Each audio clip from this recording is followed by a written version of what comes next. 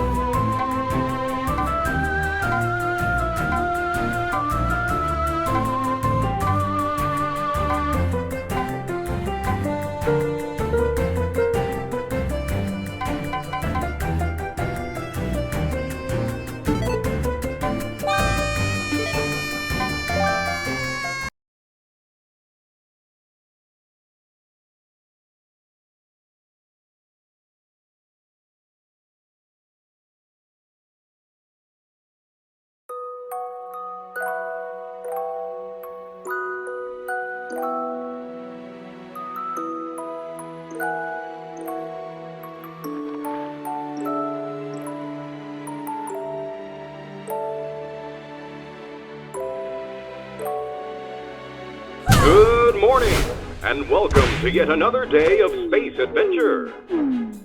You are only 5 light years away from your destination, home. The fuel tank is full and the ship is flying at full speed. Today's to-do list contains waking up,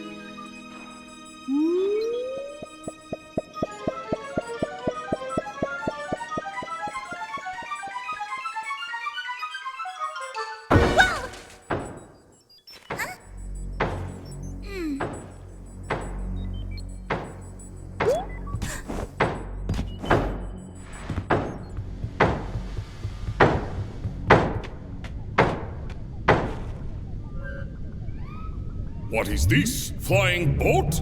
All boats need to pay toll in Mafia Town, even in space. Mafia come in to collect.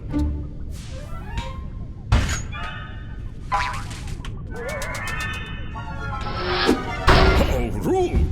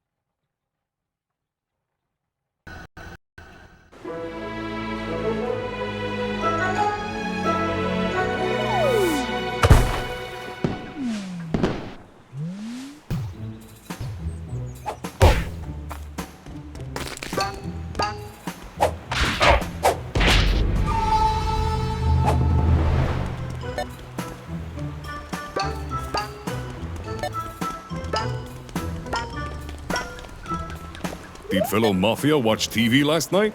Confusing science owls say small people can jump double in air. I saw. This makes Mafia uncomfortable with body.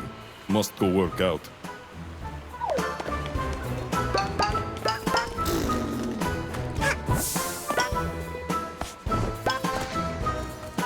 All roads lead to Mafia. Not good. Big immigration problems. We fix this by moving to Island. Now no road lead to Mafia. What?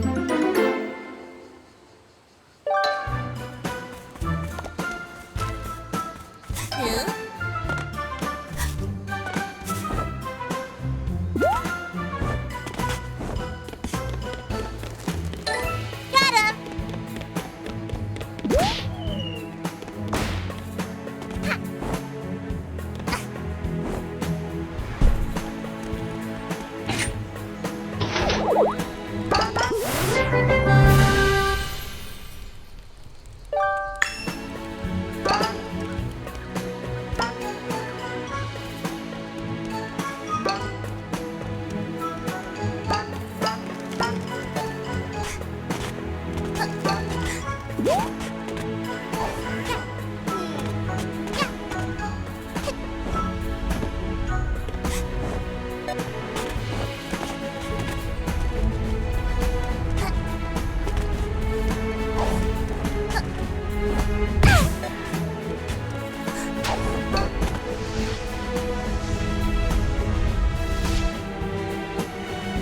Hey you! Down there! Don't think I didn't see you stalking me! Us kids should stick together, not stalk one another. I mean, Mafia Town can be a really dangerous place. So what'd you say? Wanna join my little rebellion? Oh, by the way, did you have anything to do with the junk falling from the sky? Yeah? Yikes! Looks like you've got a lot of cleaning up to do, huh? Tell you what, come up here and I can show you where some of your junk landed.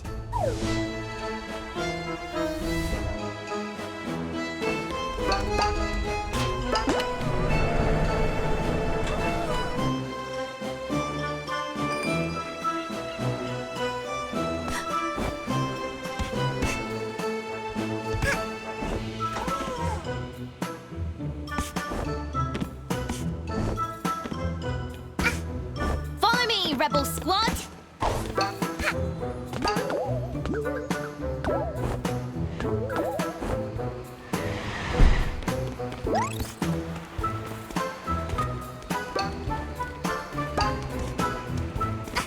Hey, I think one of your junk pieces fell and smashed right into the market's fountain.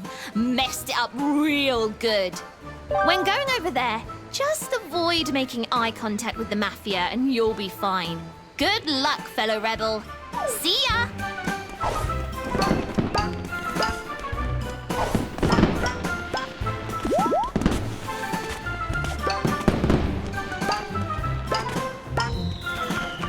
Huh? Hey! Oh? I'll take you.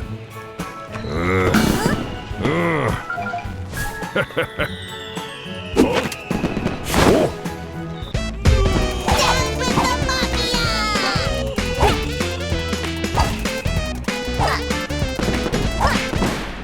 Thank you!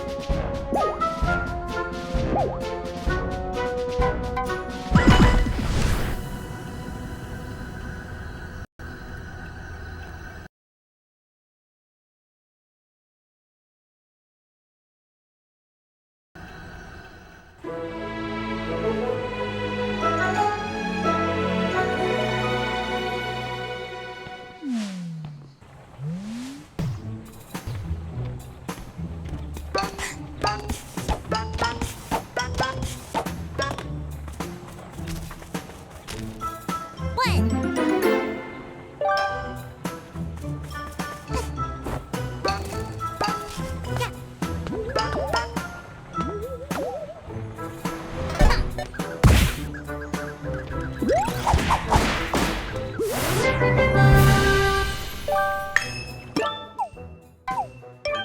Bam, bam, shazam.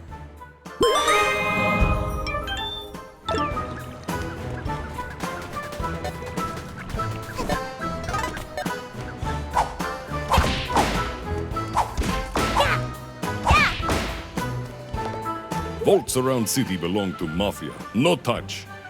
Haha, Mafia joking. Child can't open vault. Vault secured with code. Wait, Mafia code not in pocket.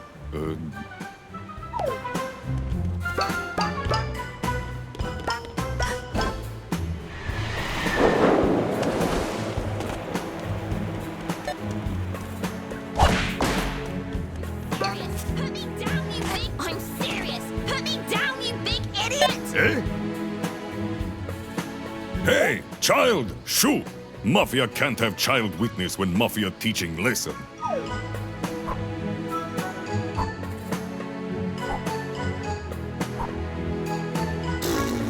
Oh, this awkward for Mafia. Mafia not sure what to do. Boss, what do we do with eyewitness? Teach her lesson, boys. Come to Papa Mafia.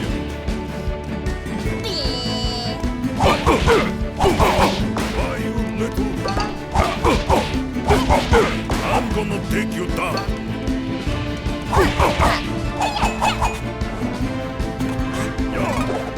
I'm so confused. No child will be in the way of Mafia.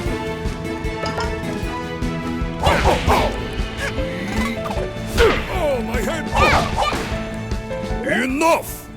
Mafia won't bow to little girl. Prepare to feel Mafia's wrath.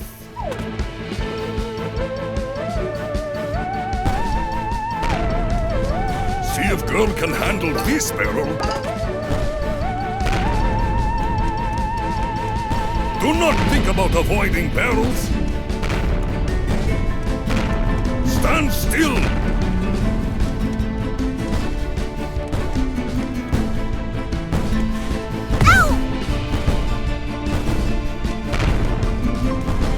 Heads up, little punk!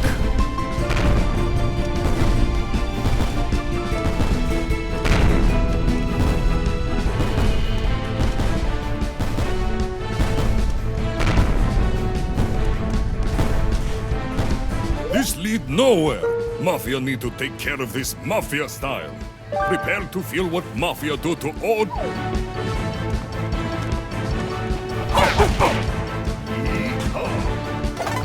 What the? You can jump? How?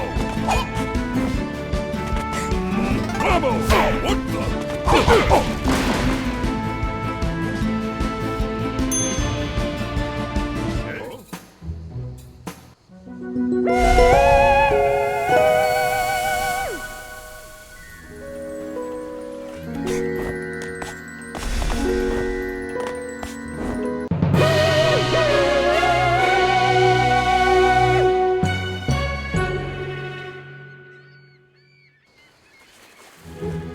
Psh, can you believe them? What a bunch of losers. Hey, you're all right, new kid. Do you have a name? No? You shy? That's cool. You're a less talk, more fighting kind of girl, I take it. That thing you grabbed there, are you collecting them? Because I know where there's more of them. They've been raining from the sky ever since you arrived. I've seen the goons bring them to their headquarters way up there. We should go up there and get your junk. It'll be fun. I'll take any opportunity that involves messing up the Mafia. You with me, buddy?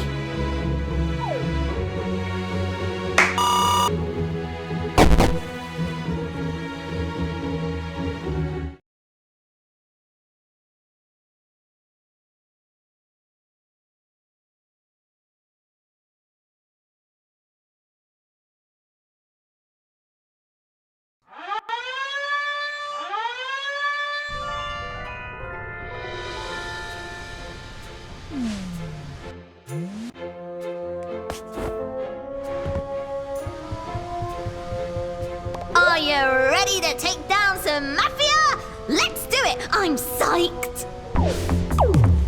Let's go over the plan. All assaults need a good plan, or it'll be a flop. First, we strangle them, choke them, and watch them beg for mercy. That'll show them. No, wait, strangling is too kind. We smash them together into mush and put their remains in a jar. Then we sell the jar for pocket money. That'll be the ultimate salt in the wound.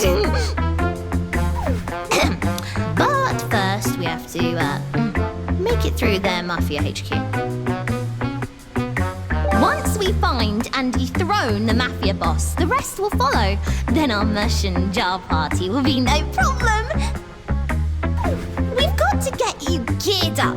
Your hat is basic, and we don't do basic in this gang. Yarn can be found around Mafia Town and used to stitch new hats if you're crafty. I've collected one for you.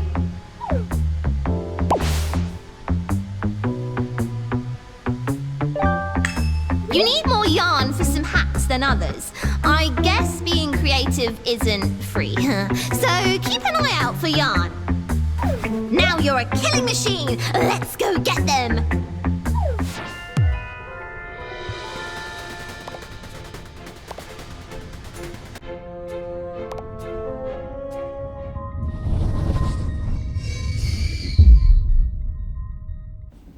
Continuing on here with A New Beginning, Final Cut at 5 watts. This is a point-and-click adventure game with some weird writing, but generally good story. I always like time travel stuff. It's always fun. Not much in the way of settings here, but the game's fun, runs great at 5 watts. Enjoy!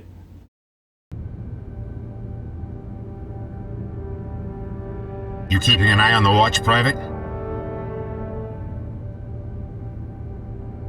300 seconds, and not a second to spare.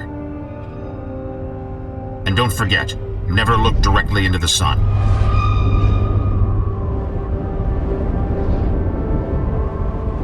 Ready.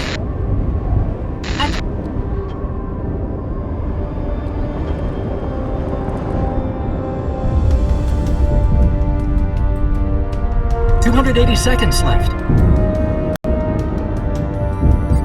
Damn it. Looks like my measuring equipment is broken. No, I'm afraid it's working perfectly fine. 240 seconds left.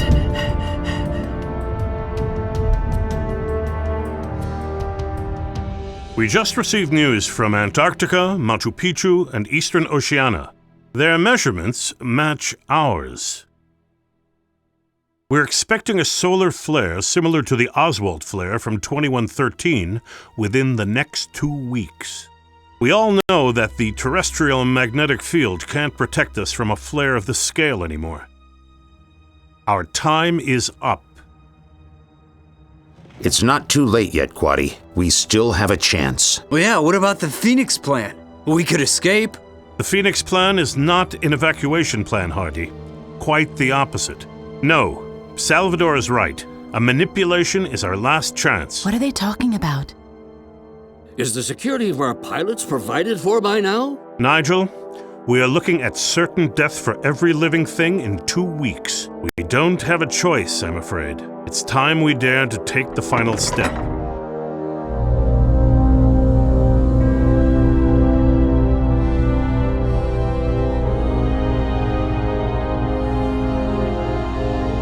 A step back. To the past.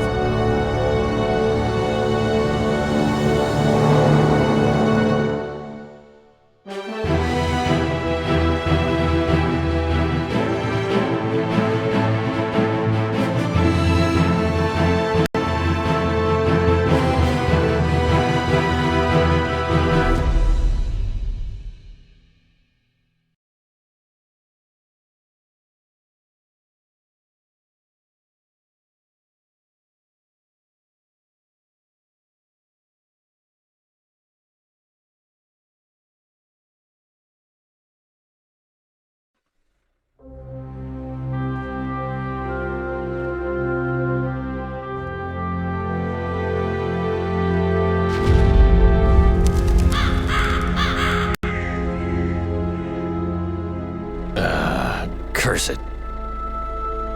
Not again. I hope I have enough spare parts.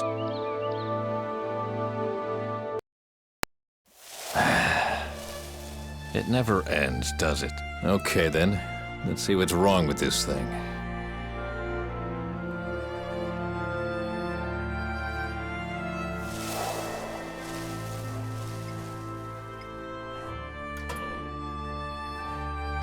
It is open. Aha! So that's the problem, the belt tore.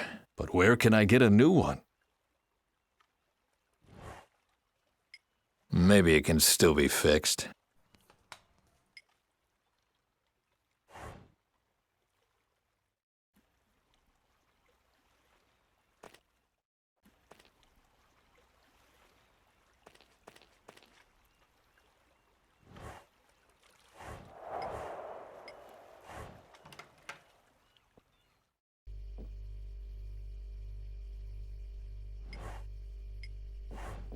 Chaos in the streets of Oslo.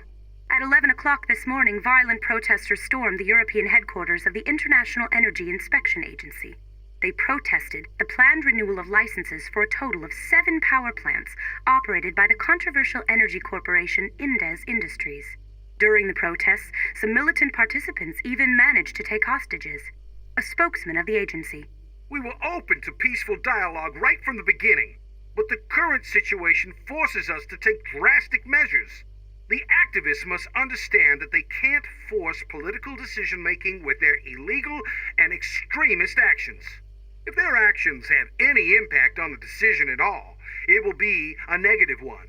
Meanwhile, the first injured are taken away and the police are preparing for a long night. It will probably be one of the longest nights in an otherwise peaceful... And the world keeps turning without me.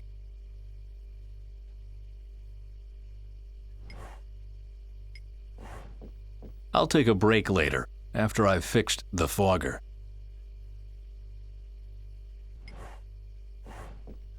Our summer vacation to Italy. Meta beamed, like always, and all I had on my mind was probably how to save the world. I wonder if we could have been happy if I had focused on our relationship instead of on our planet's future.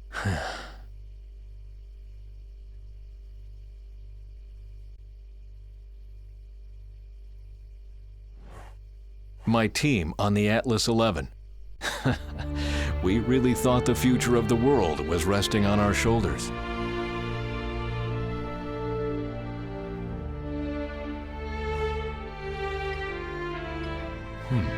What's this? Something got stuck behind the picture. That looks suspiciously like... Well, look what I've found. I don't even remember hiding it here. Was I really that drunk?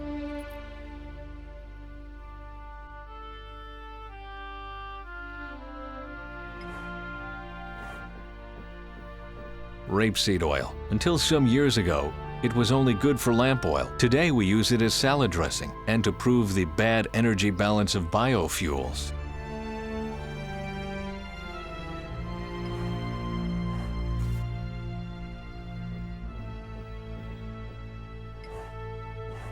My bed. At first, I tried to sleep in the bed Meta and I shared. Then I moved to Duva's bunk. My son takes care of my life's work, and I sleep in his old childhood bed.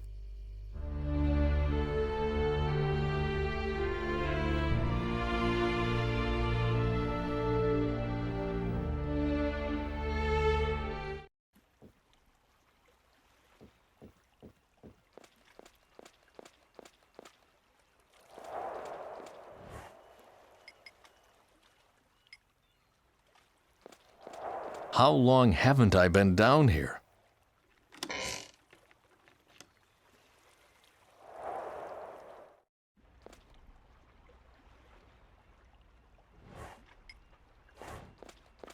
Okay, let's take a look.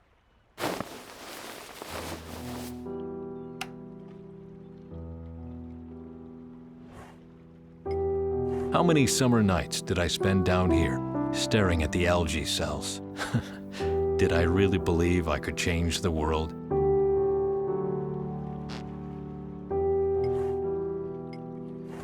was even more lab equipment in here once. Barney took most of it back to the station so I wouldn't get any ideas and start working again.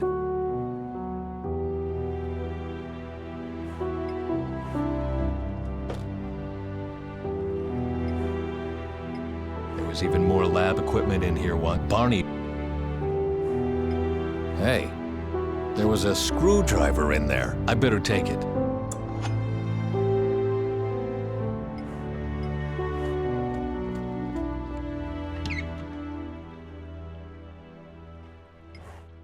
An old bicycle tube.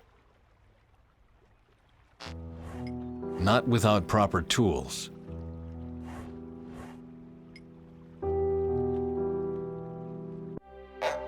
Let's see.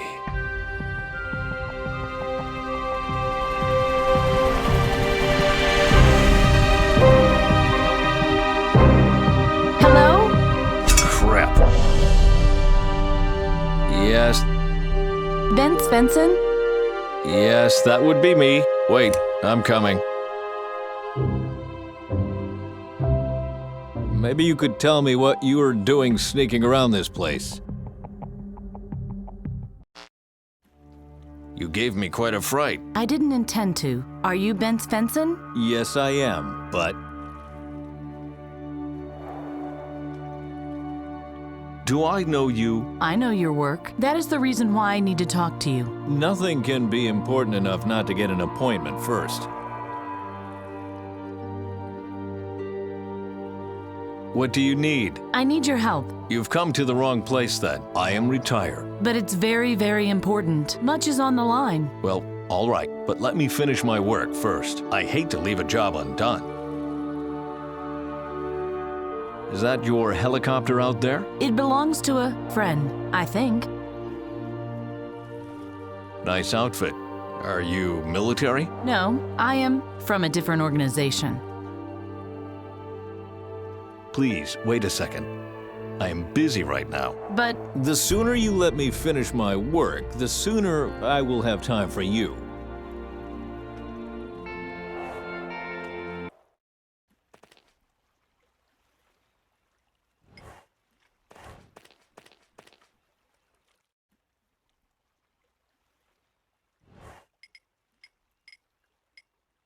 If I can't repair it, now I'm really getting desperate. Oh well, it's worth a try.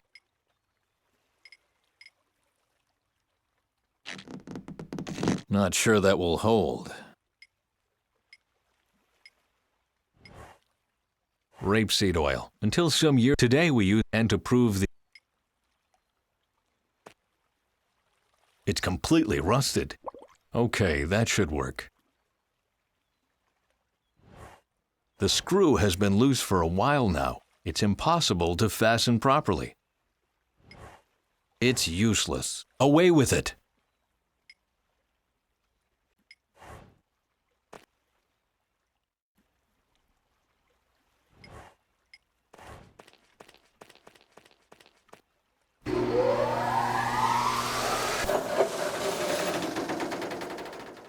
That's it. The belt tore again. There's no help for it. I need to replace it.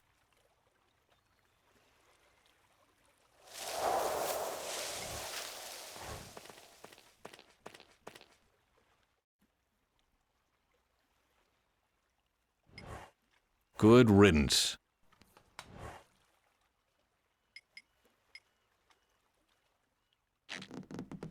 Cripes. Too long.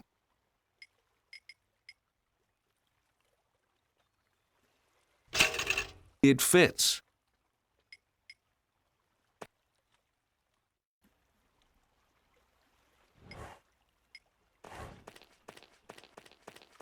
Right. That should do the trick. Ah, damn it. Someone has to hold the shutter to keep the stupid screwdriver from popping out again.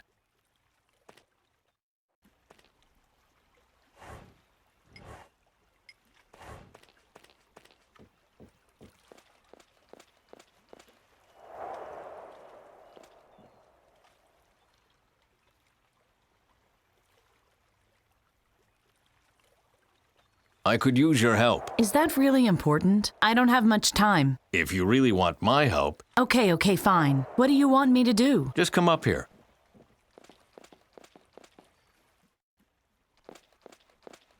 There we are. What's this machine for? The fogger keeps the wood fresh until winter. I need you over here. You must push down this shutter while I operate the switch over there. Do you think you can do that? Of course. I'm ready. Well then.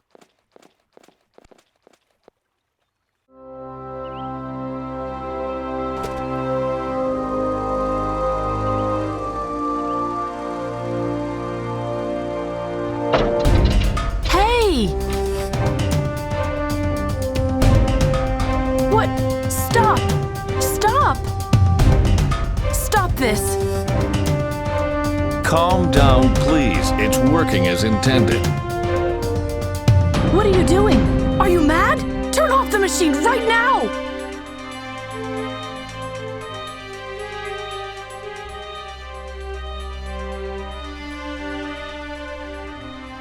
Oh, well, these things happen.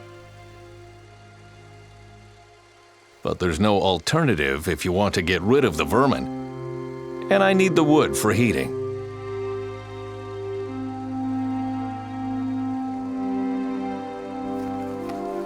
You are so stupid.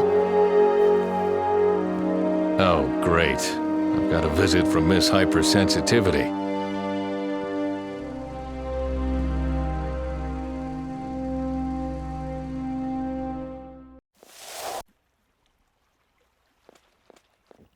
Wait. Is that your generic answer to every problem? Huh?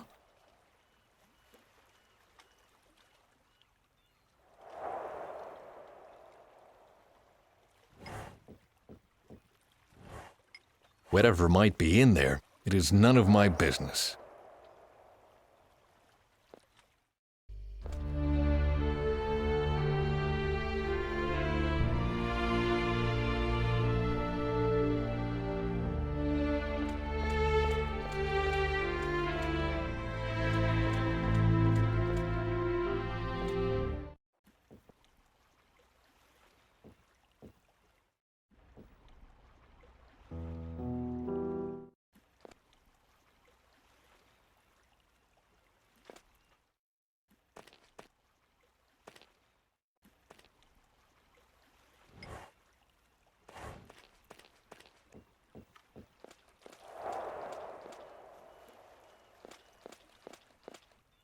I don't believe it. She really buried the bird, like a little girl. Oh, come on. What's with all this fuss? Maybe I was wrong. Maybe you can't help me after all. Help? Help with what, for Christ's sake? I am retired. I don't help anyone anymore. Oh, please, don't look so sad. Maybe it would be best... What? What's wrong with you? Water. I need water.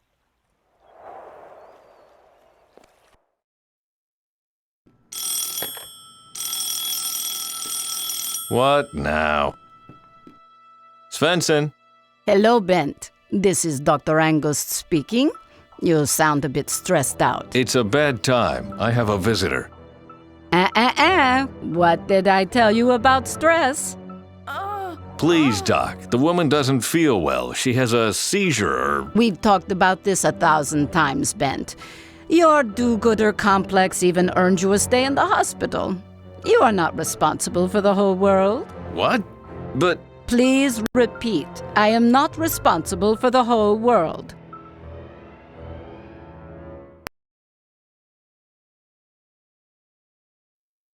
But I have to help this woman.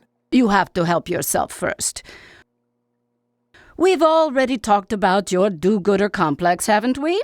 You have a right to be egoistic. You are not responsible for the whole world. Say it. I am not responsible for the whole world. That's it. Now, get some rest. Why don't you go fishing? Because I don't want to be part of the overfishing of the seas? What did I tell you? I am not responsible for the whole world. Just remember that. I'll call you tomorrow. So long. Yes, so long. Okay, now, about you.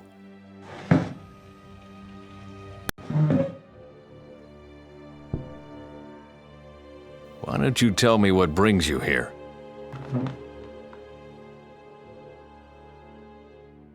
What brings me here? Okay. Mutual trust. My name is Faye. I am a time travel pilot. Confrontation. I come from the future. Mankind is facing extinction. What's that? What are you talking about? And what is that note for? Guidelines for trans-temporal contacting. I told them I couldn't do this. No. Are you serious? Salvador was right. Talk is useless.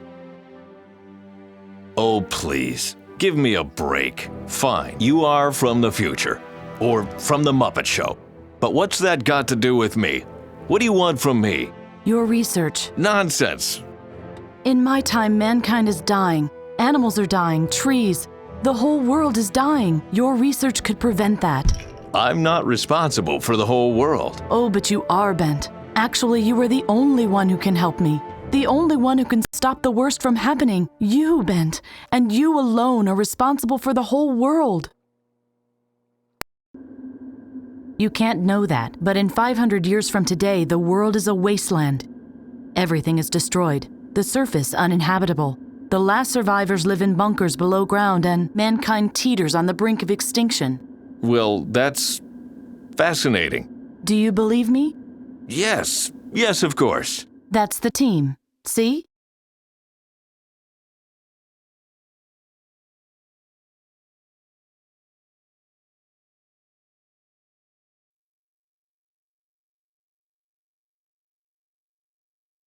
You don't look very happy. I'm nervous. After all, I'm supposed to save the world. I guess everyone believes that at some point. Nigel is my mentor. He took care of me after my parents died. I'm sorry, I didn't know. What happened to them? They were wind scouts. They miscalculated the vertical pressure of the toxosphere. The kites held, but the anchor tore. Sorry to hear that. That's okay. You couldn't know. Pretty costumes. So, why are you doing this? You still don't understand? In our time, the world is coming to an end. The catastrophe is too far advanced. We are time travel pilots. We were sent to the year 2050 to stop the climate change. Excuse me? We wanted to redress the mistakes of mankind, but we miscalculated.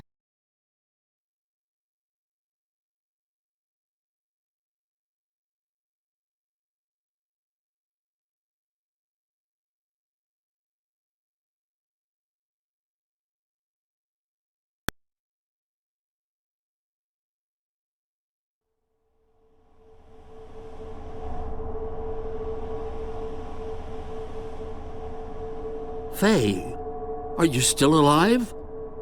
I'm not sure. Doesn't feel like it.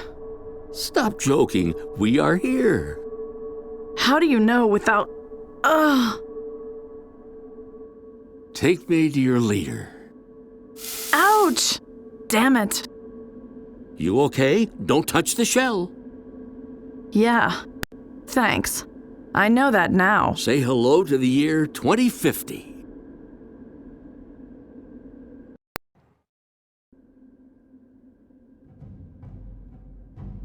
Somehow, the golden past looked different in my imagination. Less dirty. I hope the other teams didn't end up on a garbage dump as well.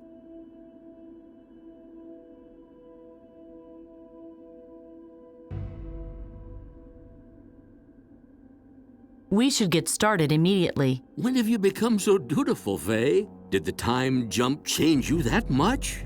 But you are right. You should set up the time radio antenna while I look around.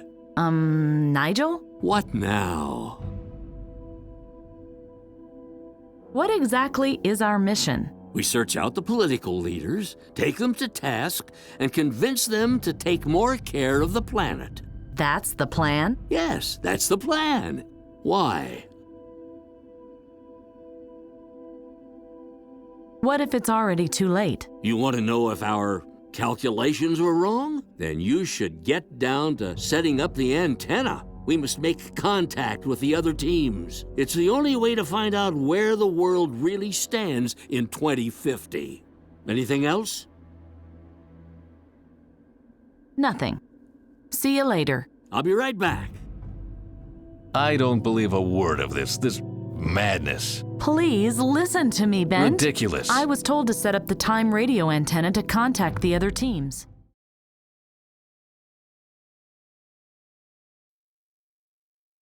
Story About My Uncle is a great third-person platformer running at 11 watts on the INEO. Great thing about this game is that you can literally just install it and jump into the game, not have to worry about the settings at all. Everything runs at a constant 60 with no issues. So, give it a try, download it, install it, just jump into the game and enjoy it. It's a lot of fun. I highly recommend this.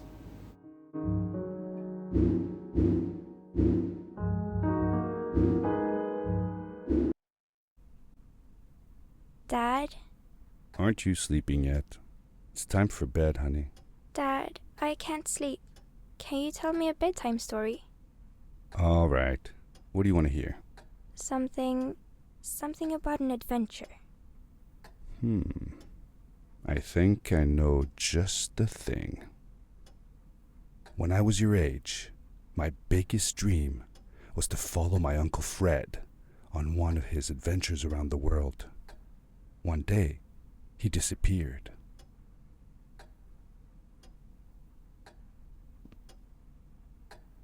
I stepped into the lobby of my uncle's house.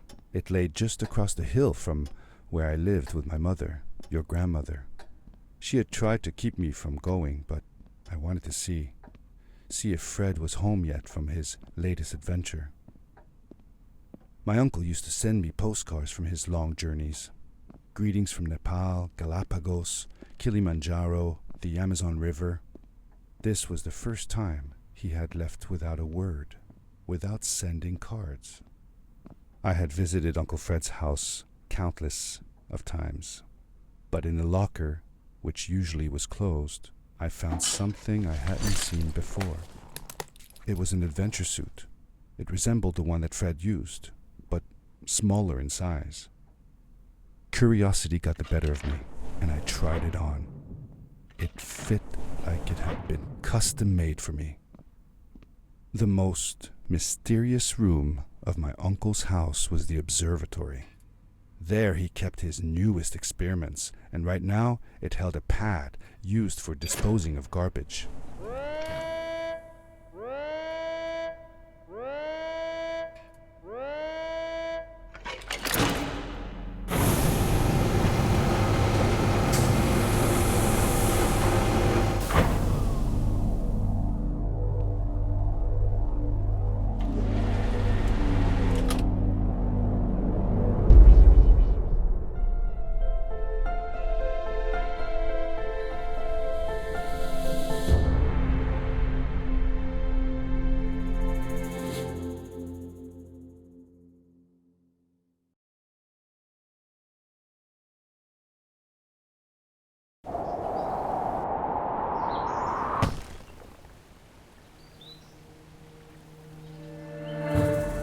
I landed with a crash, but thanks to the suit I wasn't hurt. I had no idea where the pad had taken me, but back then I didn't care so much about where I was going, or how I would get home. The suit protected me from falls on the ground, but not in water. I couldn't swim with this thing on. Best be careful.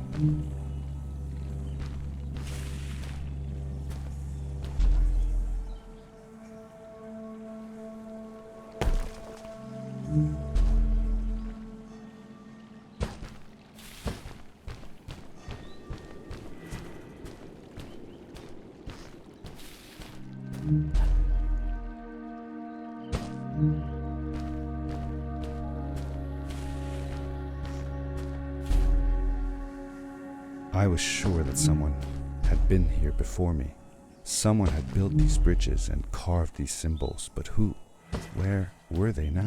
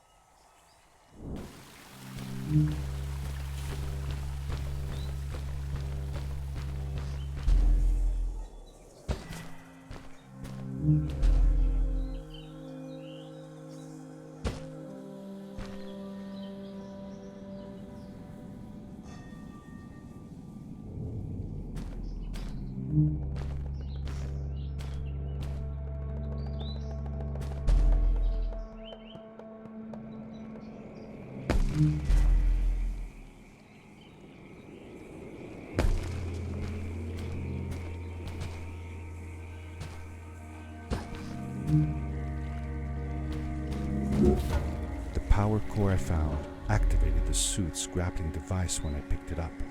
It must have been left here by my uncle.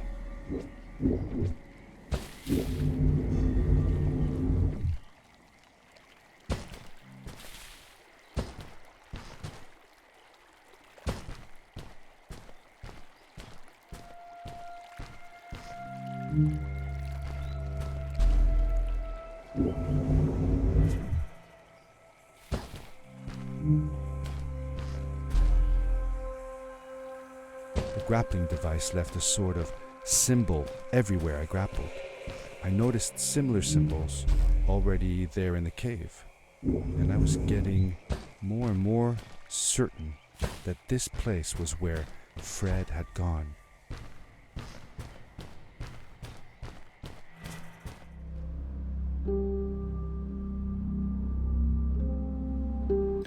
Absolver is another great game brought to you by the same guys who made Sifu. As you can see, we're running at mostly medium settings, the render resolution set slightly lower than full.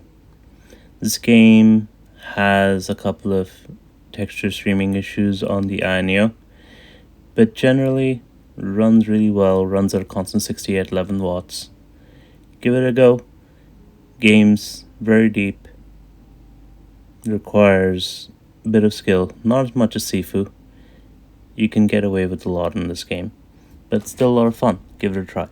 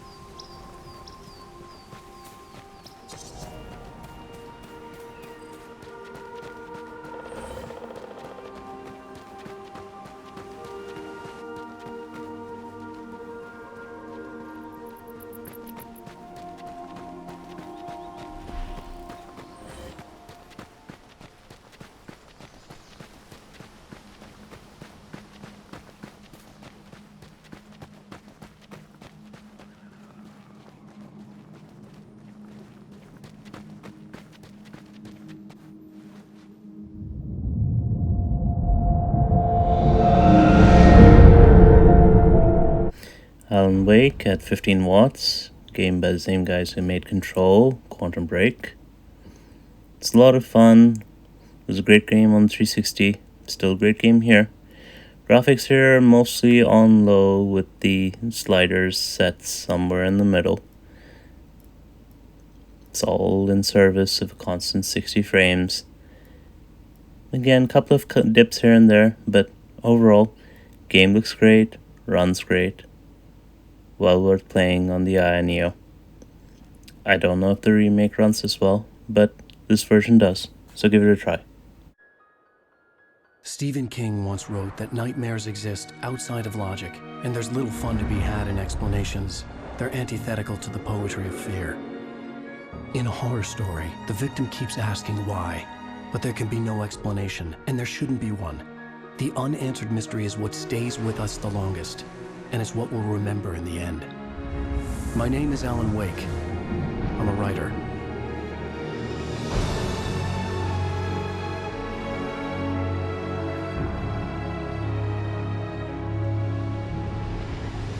I've always had a vivid imagination, but this dream unsettled me.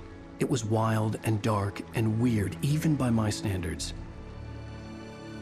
So yes, it began with a dream. Following a typical nightmare pattern, I was late, desperately trying to reach my destination, a lighthouse. For some urgent reason, I couldn't remember. I'd been driving too fast down a coastal road to get there.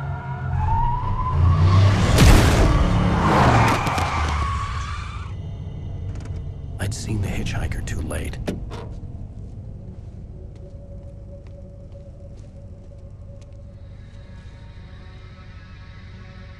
He was dead. I was convinced they'd put me in jail and I would never see Alice again.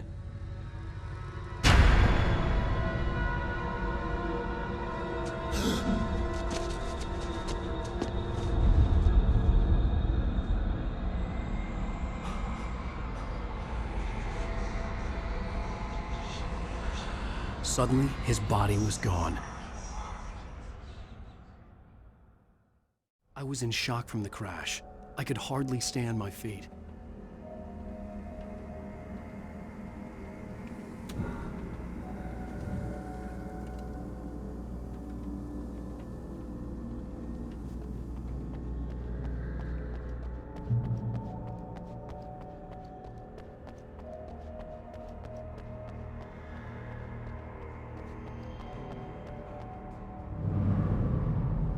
I had to go to the lighthouse. I knew there was something important waiting for me there.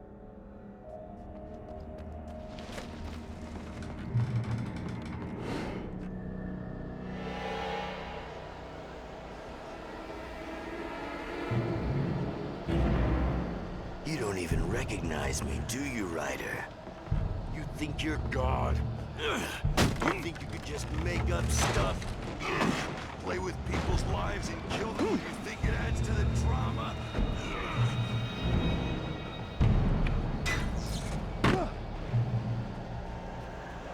You missed your deadline! Damn.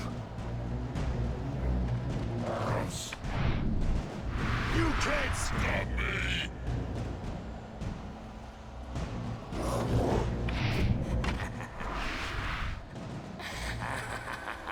I realized that the hitchhiker was a character from the story I'd been working on. How does it feel to die by the hands of your own creation?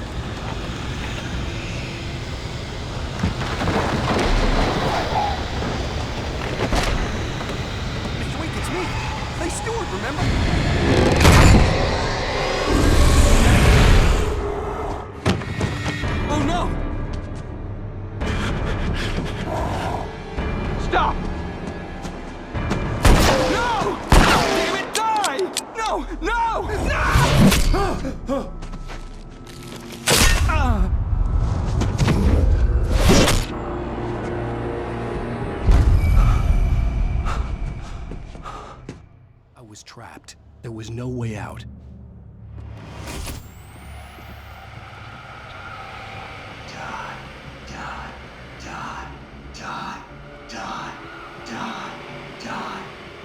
Damn it!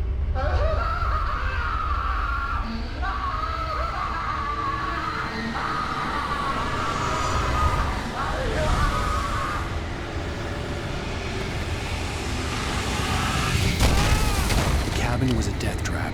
I had to get out.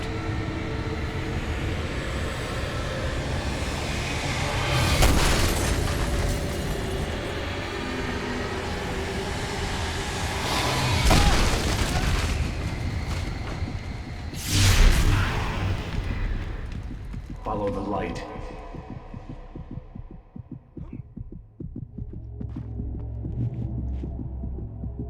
You are hurt. You should go into the light. You are only safe there.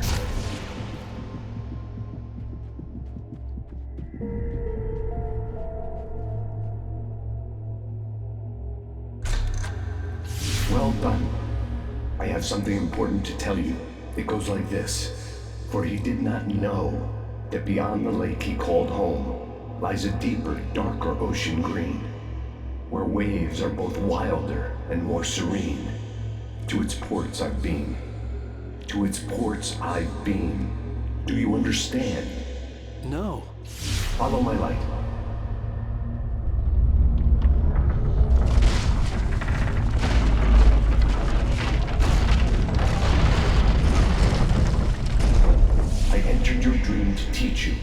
darkness is dangerous. It's sleeping now. When it feels you coming, it will wake up. There's no time. I can only show you the most important thing. The hitchhiker has been taken over by the Dark Presence. You can't hurt him now. The darkness protects him from all harm. Only light can drive the darkness away and make him vulnerable again. Here, take the light. Turn your flashlight toward him and burn the darkness away.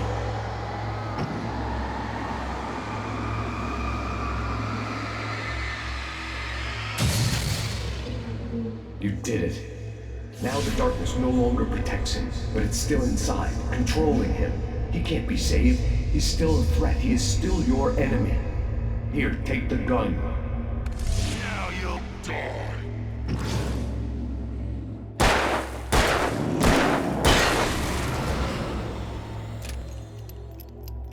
Good. You've done well. Remember what I've taught you. That is all. I will give you back your dream now. In the nightmare, a terrible darkness was taking over the world. The lighthouse was the last safe place on Earth.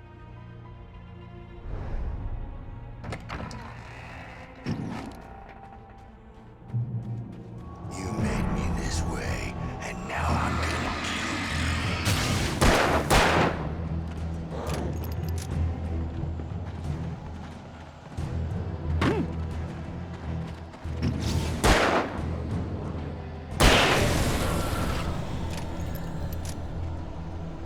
This is it, wait!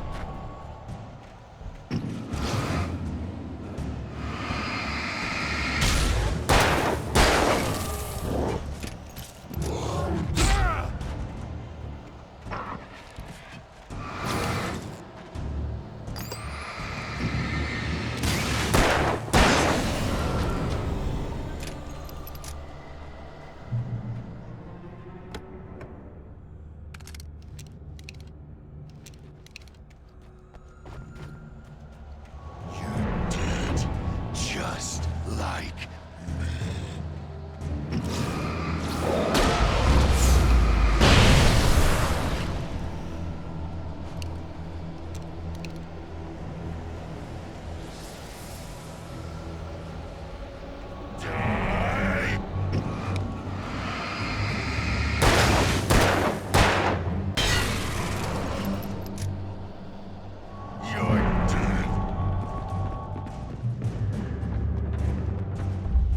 I can keep this up forever!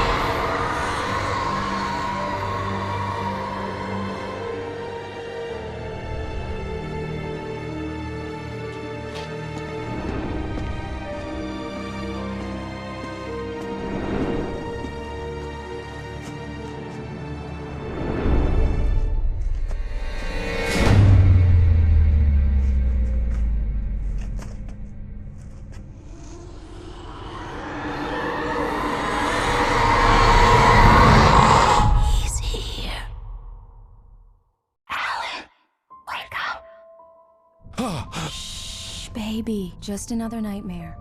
Everything's fine. You dozed off. Right. Anything more than dozed off would be news for everyone. Cheer up, handsome. We're here.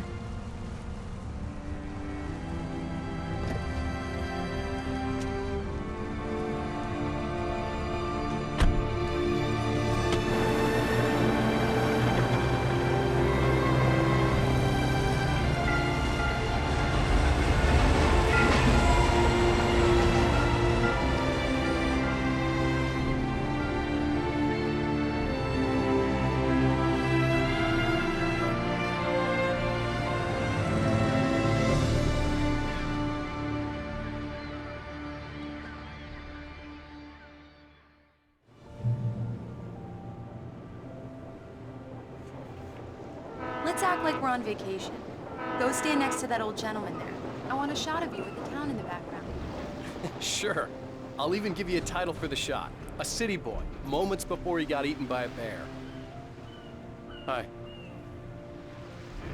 Hello there. You picked a good time to visit our town. Deerfest is just 2 weeks away. Deerfest, huh?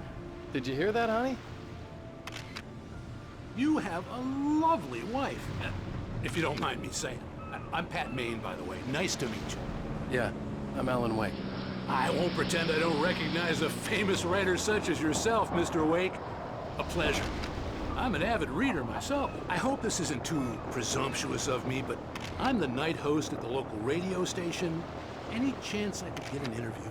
Look, Mr. Maine, I'm on vacation. In fact, I'd appreciate it if we could keep my being here just between the two of us. I'm sure you understand. Fair enough. You can trust me to be discreet. Not a hard man to track down if you change your mind, though. I hope you two have a lovely holiday.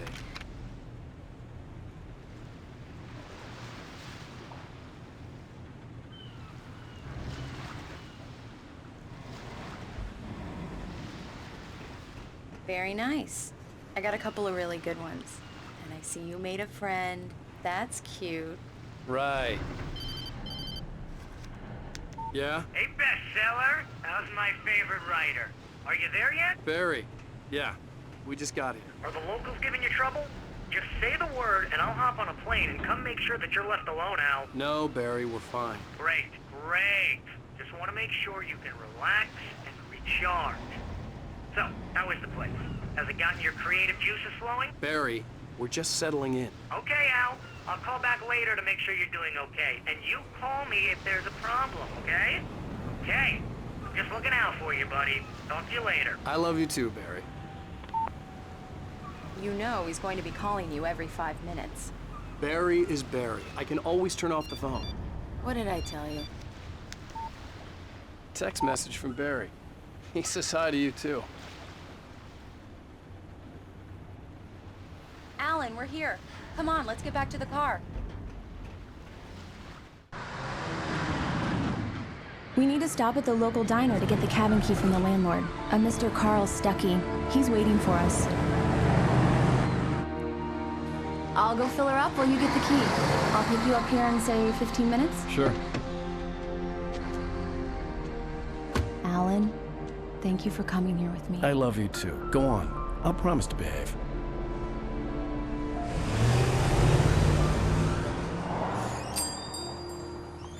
I'd forgotten there were still places like this. Towns where everybody knew everybody. Welcome to the Oh Dear Diner. Hi, I was wondering if you could help me. I'm looking for... Mr. Wake. Alan Wake. Oh, God! I am your biggest fan. I know people say that all the time, but I really am. I'm glad to hear that. Rose. Rose, I'm looking for Mr. Stuckey. Carl Stuckey? Carl? Of course, Mr. Wake. He must have gone to visit the restroom. He'll be back in a moment.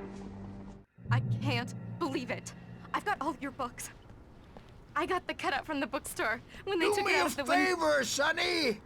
I could really use a tune right now. Coconut, number 6 in the jukebox. I'd do it myself, but both of my legs have gone to sleep. Bad circulation. Yeah. Are you serious? Go in there, young man. You can hurt yourself in the dark. I didn't want to wait. I wanted to find Stuckey, to get the key and get out as soon as possible. Hello? Mr. Stuckey? Carl couldn't make it. Unfortunately, he was taken ill. But I have the key for you and instructions on how to get to the lake. Okay. I wish you a good stay in my cabin. I'll come by later to check how you've settled in. And to meet your wife. I insist. Thanks.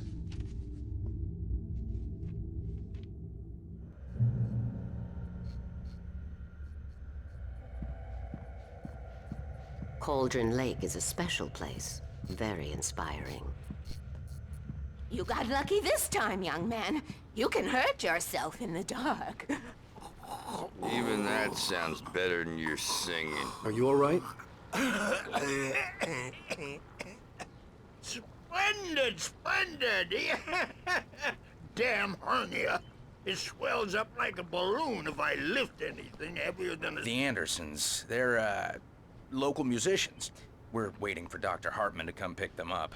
They wandered off from his clinic at the Cauldron Lake Lodge. Bye, Mr. Wake.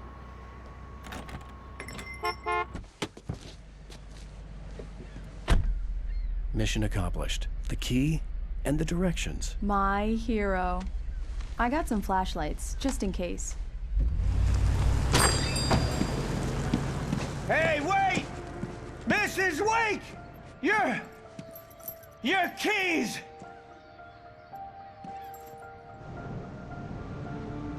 That diner was a real nut house.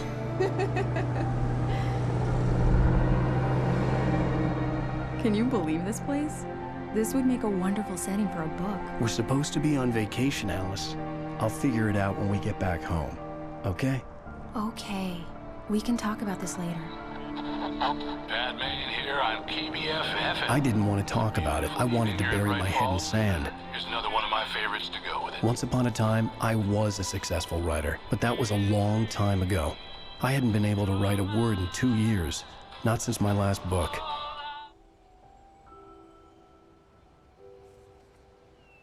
Wow. It's gorgeous, Alan. It's something, all right. Don't worry, honey. I'll get you inside safe and sound before it gets dark. And I've got the flashlight.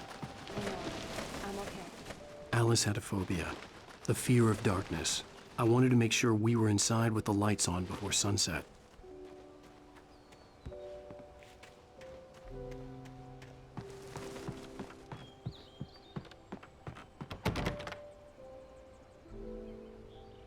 Here we go. Let's take a look inside. Come on. It's dark in there. We need lights. Can you figure out how to get the power on, honey? Hello? Anyone here?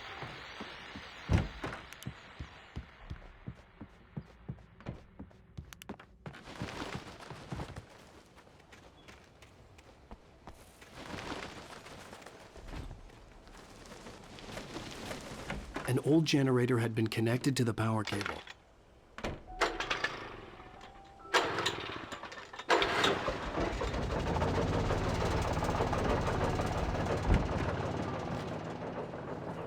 The lights are on! Good work, honey. I'll freshen up a bit and start settling in. Okay, I'll look around a bit. Sure thing! Have fun!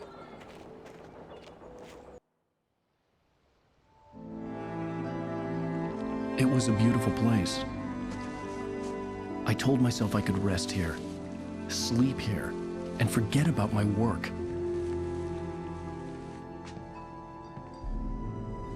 I thought we could be happy here.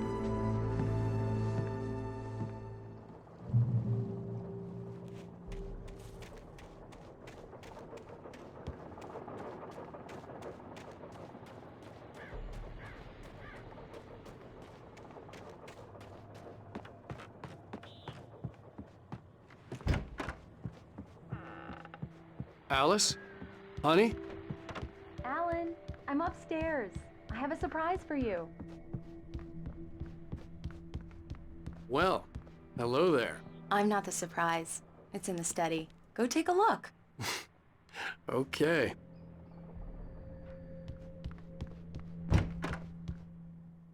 Surprise! Alice? What is this? I guess I have a small confession to make. I thought maybe you could write here that a change of scenery would get you past... Damn it, Alice, everyone Hey, keeps... hey, just hear me out. There's a local doctor, Dr. Hartman. I read a book of his. He has a private clinic here. He specializes in helping artists. So now you want to get me committed? No, it's not like that. That's not... Alan? Alan? Just don't! I don't want to hear it! God damn it, Alice! God damn it! I knew she wouldn't follow me in the dark. I needed some time alone to think things through.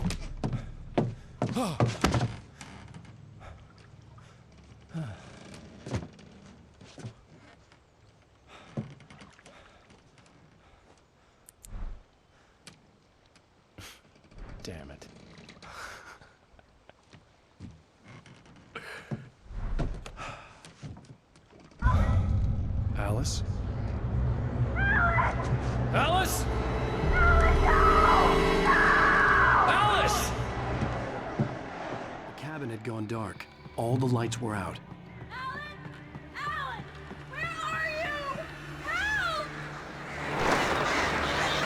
I'm coming! It's all right! I'm coming! What the hell?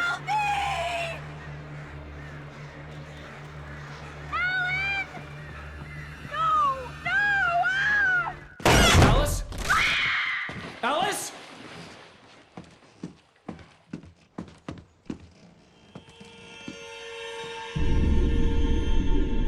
Oh no!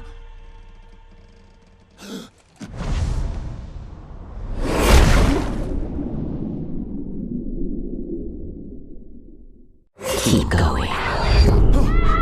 Wake up. Alice?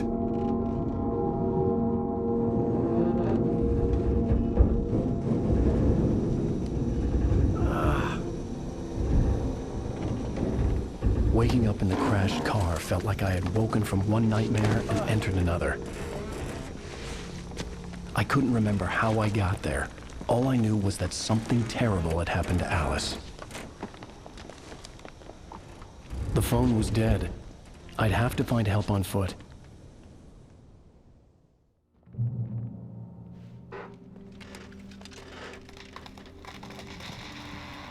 Among Alice's things was a book, The Creator's Dilemma, by a Dr. Emil Hartman. Seeing the book brought back my fight with Alice. I didn't like it, and I didn't like the guy's smug face on the cover either.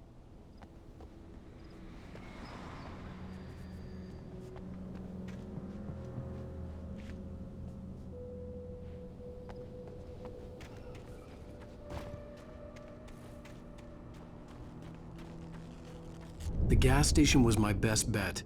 They'd have a phone I could use. It looked like a long hike through the forest to get there.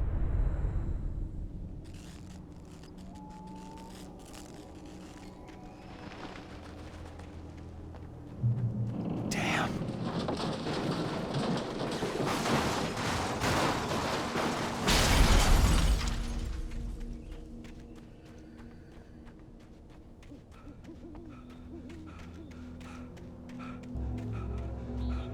Hello?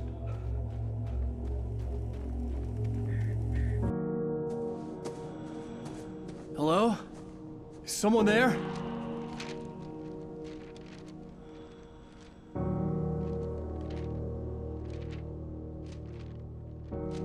The loose sheets of paper were pages from a manuscript entitled Departure. That was the name I planned to use for the next novel I had never gotten started.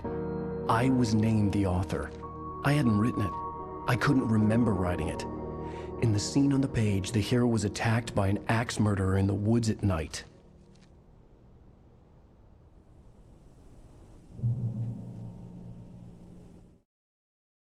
The man turned to face me.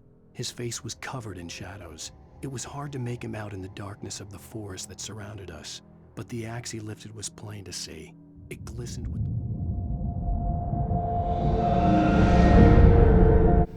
Continuing on here with Alan Wake, we have its quasi-sequel, Side Story, American Nightmare. Playing at 11 watts. Settings here are mostly medium, couple flows, sliders in the middle. You'll notice here I've actually turned the music off to avoid copyright strikes. Sony really comes after you on this video. I've gotten 3 strikes every time I've tried to upload it. But overall, game runs really great on the AYANEO. Mostly constant 60. A couple of times stuff needs to load in, but overall runs really great. Give it a go.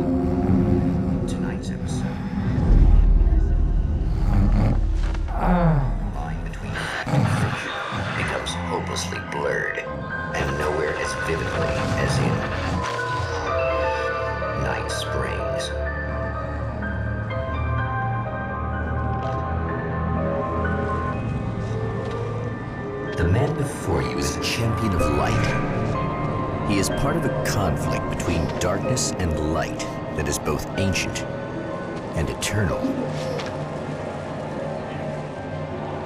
He is chasing a dangerous quarry, the Herald of Darkness.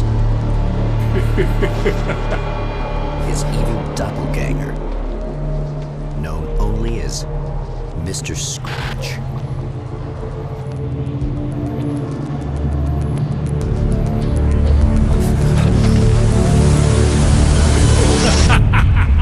I'll catch you eventually! Maybe. But what are you gonna do then? By then, I'll have had my hands on everything you love.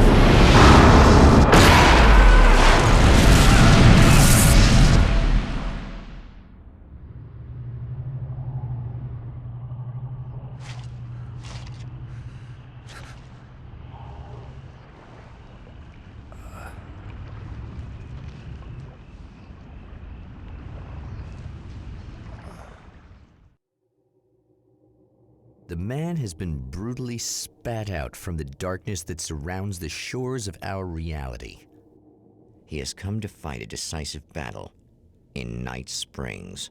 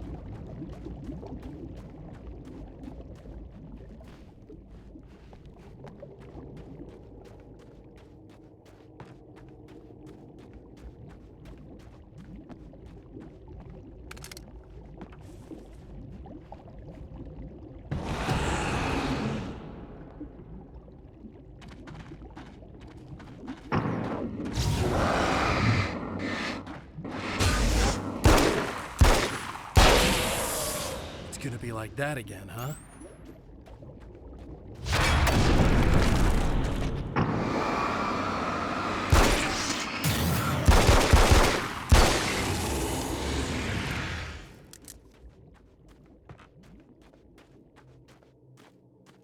In another life, the man was a writer.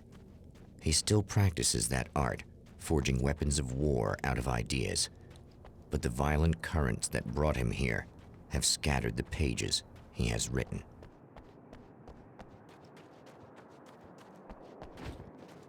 The lights of the motel promise safety. The man senses that the solution to his predicament begins there.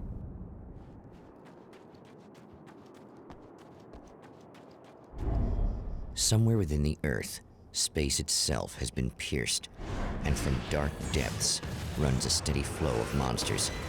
The man recognizes the hand of his evil double in this. He knows he must put an end to this madness.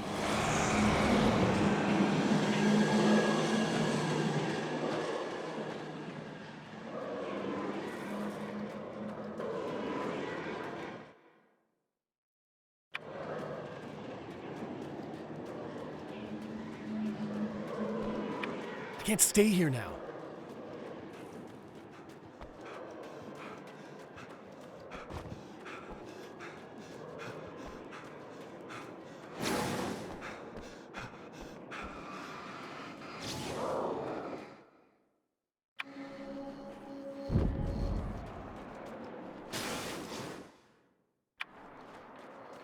You remember me, right? Emma? Emma Sloan? I think you might have something that belongs to me. Really? A typewritten page? Oh, yeah, that's weird. I did find a page like that. I don't even know where it came from. It was all this weird stuff about the oil derrick and a satellite. Yes, that's what I'm looking for. Oh, I don't know how you knew I had it, but I guess it's yours. Listen, what's this all about? There are these really creepy guys hanging around the oil derricks. There's something really weird about them. They're dangerous. I'm gonna deal with them. Try to stay out of their sight, okay? And stay in the light. They hate the light. Just to be clear, you should know that we haven't actually met before. Sure we have, Mr. Wake. Remember you stayed at the motel here. No, the guy you're talking about just looks like me, even if he uses my name. He's behind all this trouble. Oh, I thought, now that you mention it, I guess your aura looks a lot nicer than his, actually. I'm very sensitive to things like that. The Champion of Light recognizes the page he got from the woman. It is a weapon of his own design, custom engineered to destroy the Dark Portal. If he recreates the conditions of the page, a great power will be unleashed.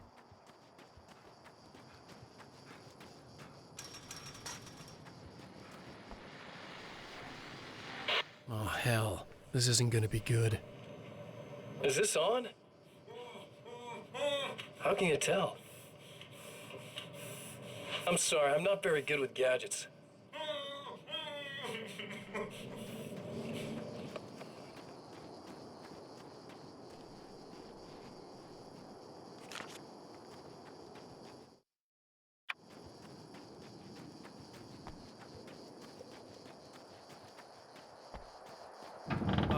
Wait.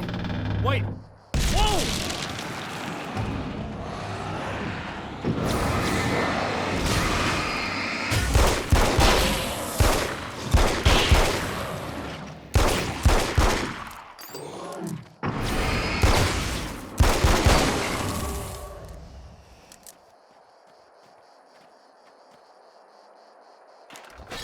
That's one thing down.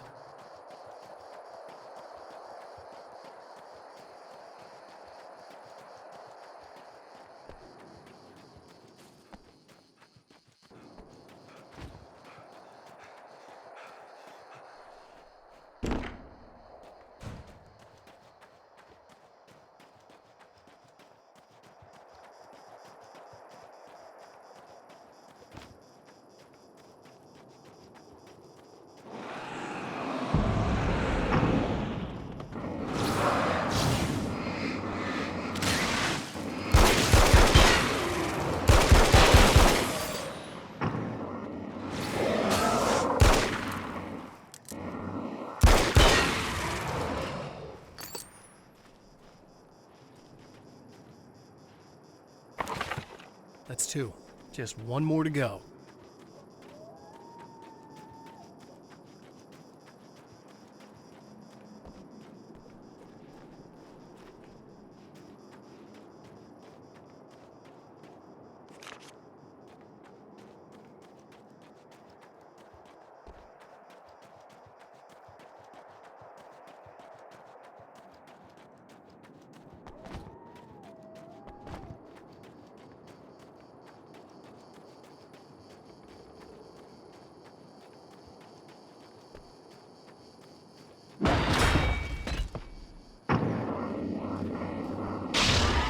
Tears itself in two to avoid the hated light. It becomes weaker, but more numerous. Such is the earth of horror.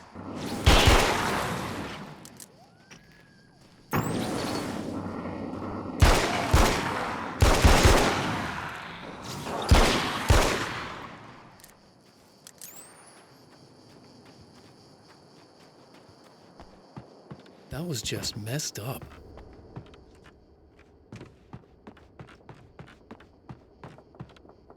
That's everything. The man has found the battery, but it is empty. It will need to be recharged. I'm really gonna need the extra firepower.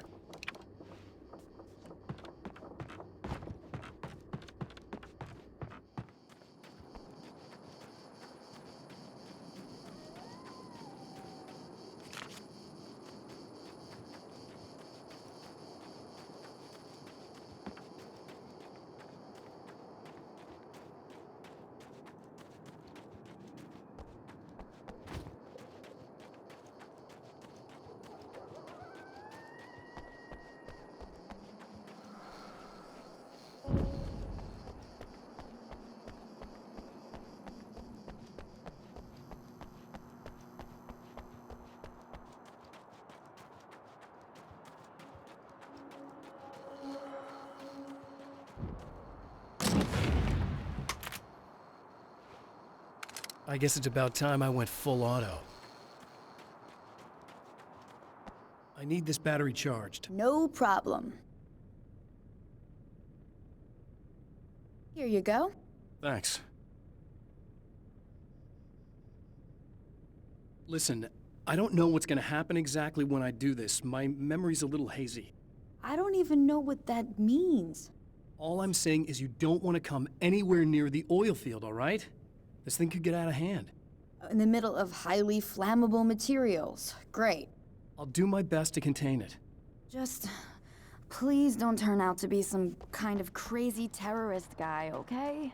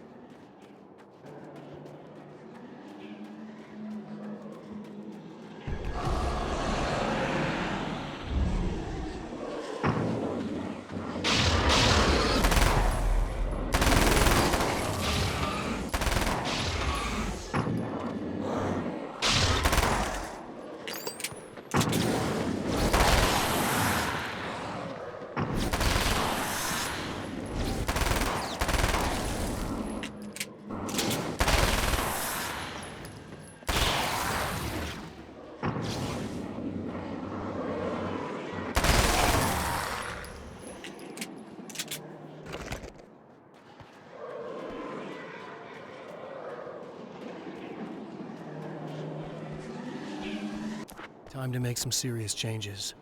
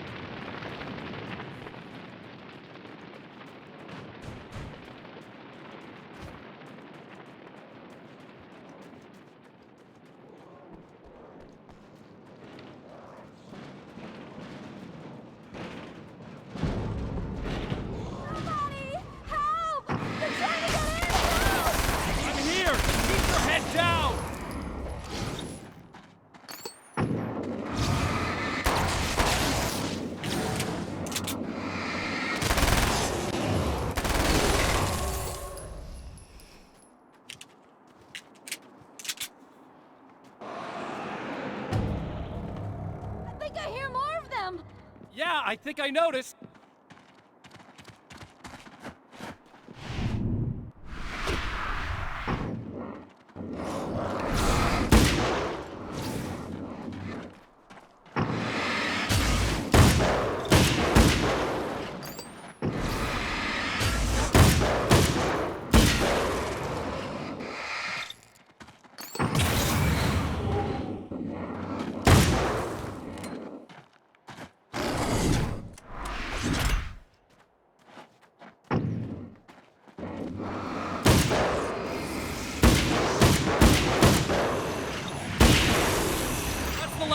Good.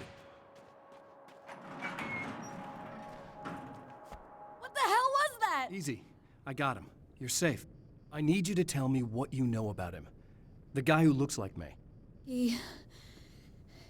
There was a party in one of the rooms. It was pretty wild. I'm not sure which room it was in. You didn't attend. No, I wasn't there. But it got way out of hand.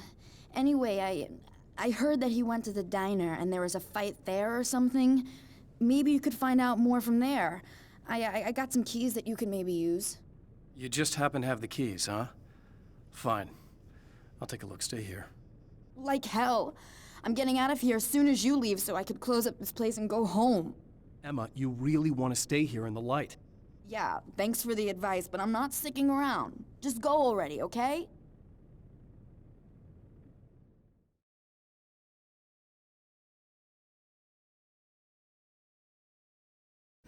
Here we have Alfred Hitchcock's Vertigo running at 11 watts. We're gonna run the game at a couple of medium settings, mostly low, running at 11 watts, and we can pretty much expect a constant 30 with a couple of dips here and there. However, this game doesn't really require much in the way of constant performance. It's mostly a walking simulator game, type of game where you enjoy the story. If you've watched the original, this version doesn't really hold a candle to it, but it's worth a go. If you can get it on stale and you're a fan of Alfred Hitchcock, I'd grab it, give it a try. It's a different perspective on it. Have a go, have a watch, enjoy.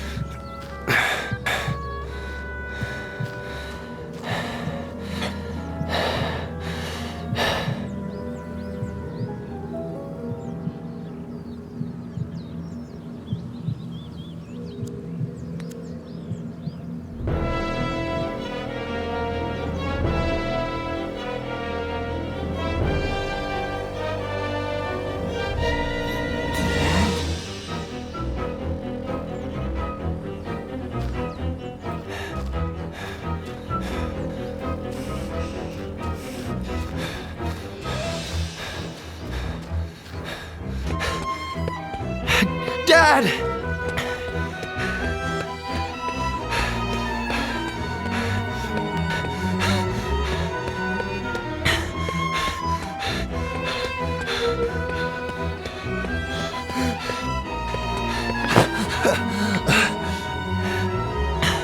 Dad?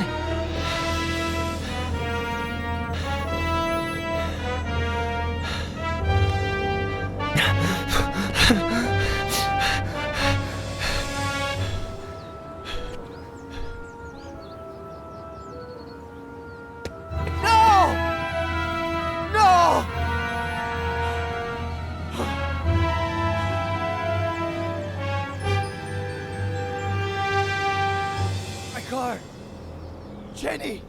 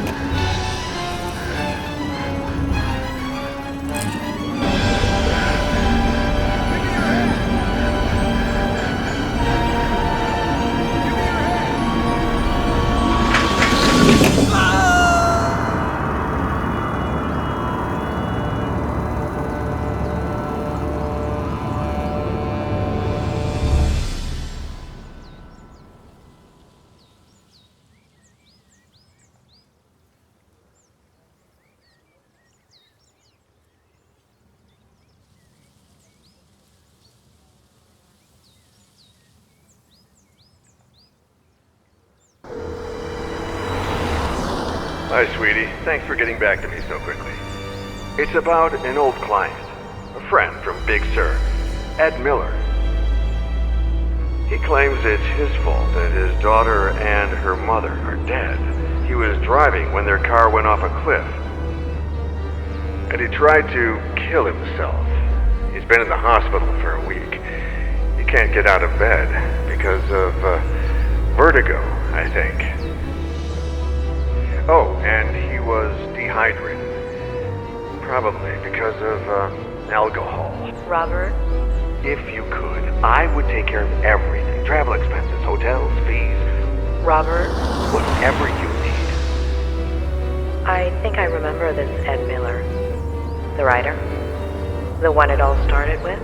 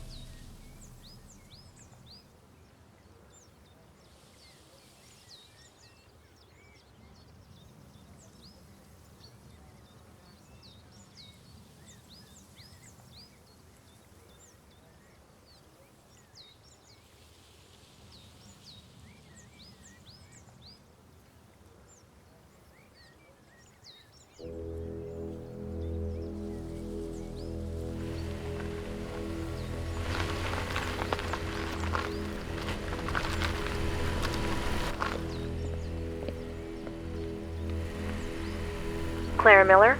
I'm Dr. Lomas. Robert Kerrigan asked... Doctor, you have no idea how grateful I am to you for bringing Ed home. It's a long drive from LA.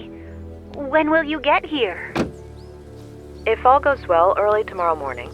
I want to get started with that immediately. I'll be waiting for you.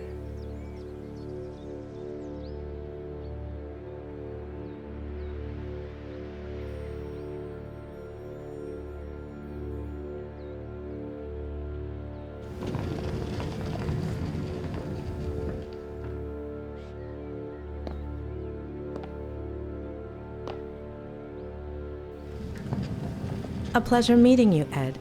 I'm Dr. Lomas. Doctor in what exactly? Doctor?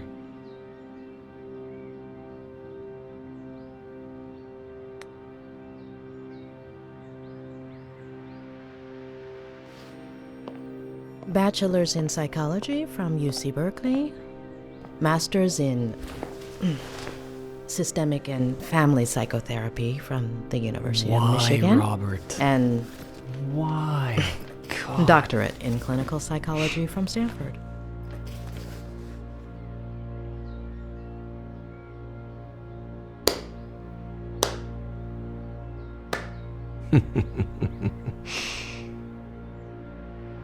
Why? I'll give you free rein over my memories, my trauma, my room, my troubles. You got 1 hour. 1.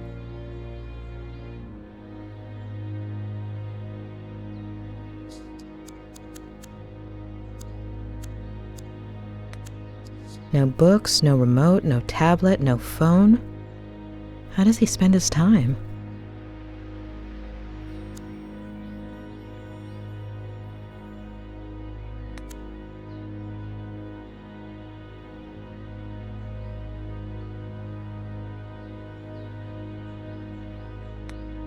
Would you like to take a little walk while we chat?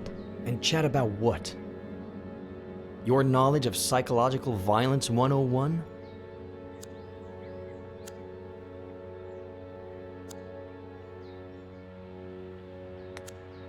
Sorry to insist, Dr. Leonard, but the patient's dizziness, nausea, anxiety are triggered by what exactly? Anything, even just taking a few steps. Few factors can shatter self-esteem like a lack of full autonomy regarding one's excretory system. No wonder Ed is in this state.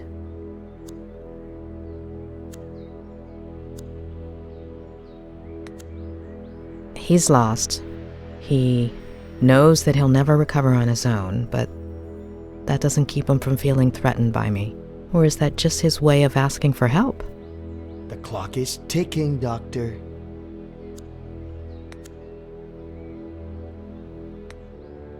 Should we get started? Tick-tock, Doctor.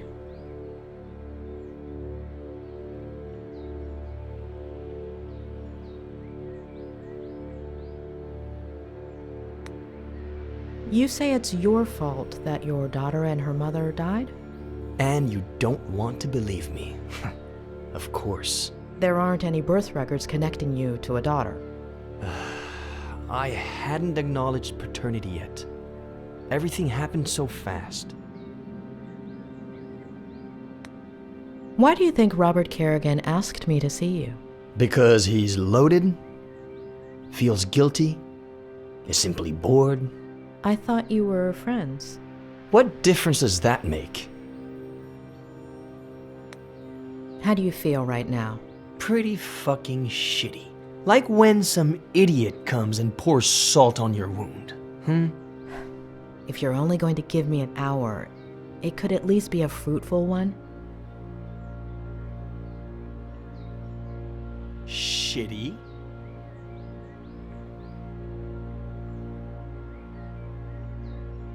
Why?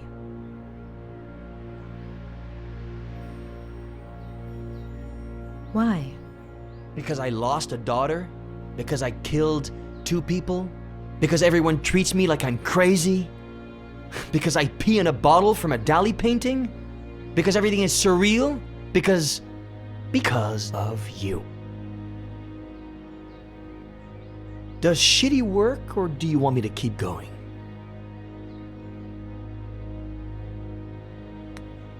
Everything's going to be all right, Ed. Who gave you your title? Dr. Seuss? Convince me that this woman Faye exists. What do you want to know? What do you want to tell me? It was about a year ago.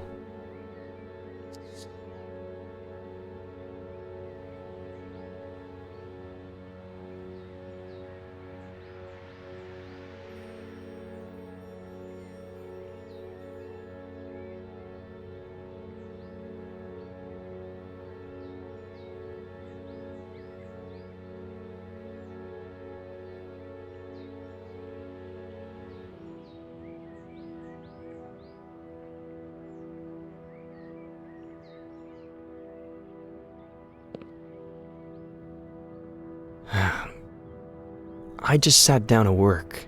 I'd had writer's block for years. But I remembered something I'd made up in an interview.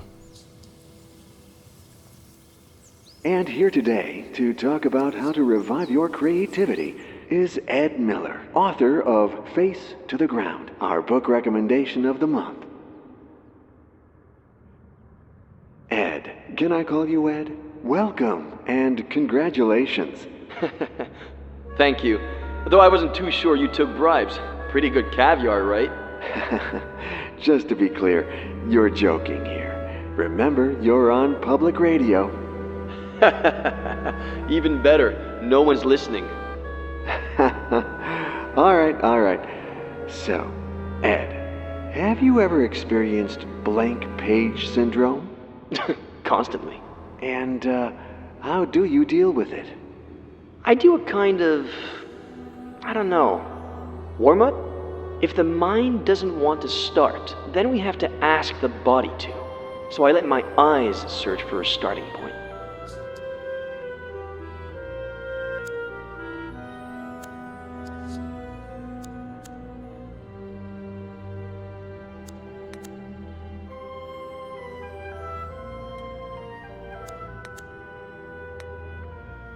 When my eyes find the word, then it's my fingers' turn.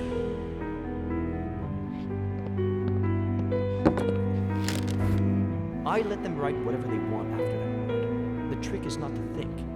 Let them be free.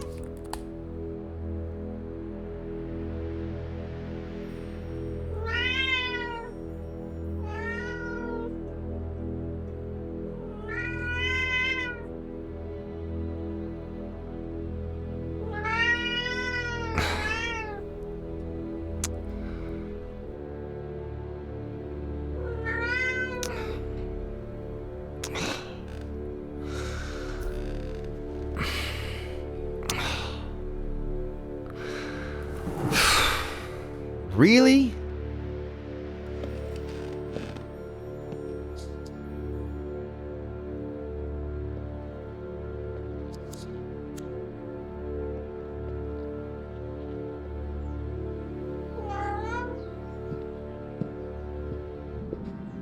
Meow.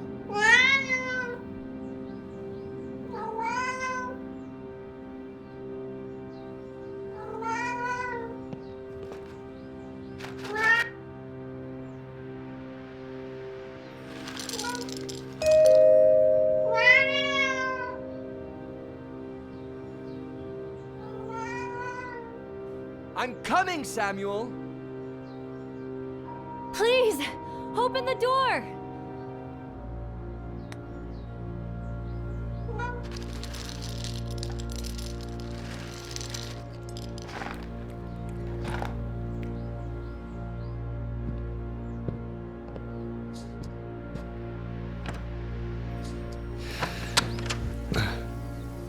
Hi. Hi?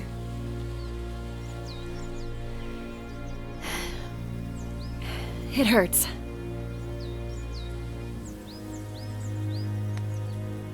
Ugh, it hurts me just looking at it. Were you trying to get me to faint? No. I tripped, and... Can you help me? My battery's dead, and there are no other houses nearby.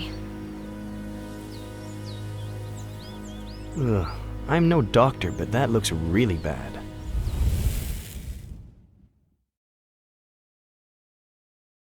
Here we have Ash of God's Redemption. Game made in the same vein as Final Fantasy Tactics. Made by, I think, the same people who made Banner Saga. Looks similar enough in art style and gameplay that I'd believe that. Game is a lot of fun, really good. Wish it had more voice acting, but what's there is a lot of fun. Give it a go.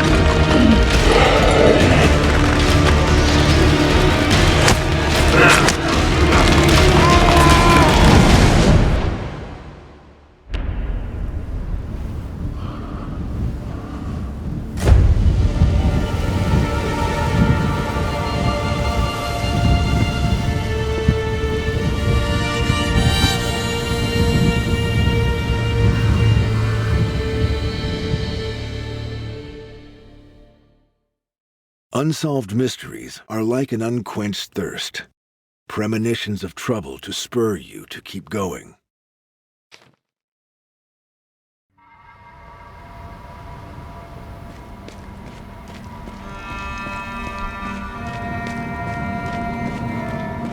"1,002 years since divine retribution, the end of winter, the Vale of Mercy, foothills of the Milky Mountains."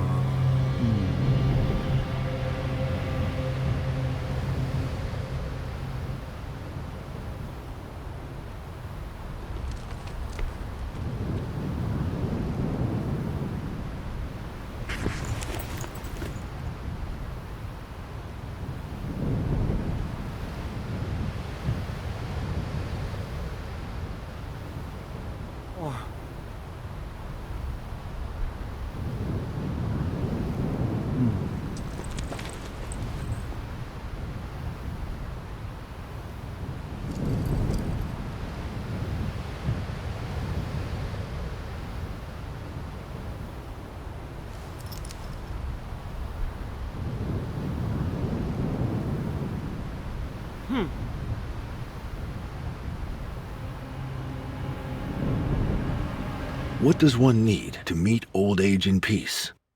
Only to avoid a major disaster.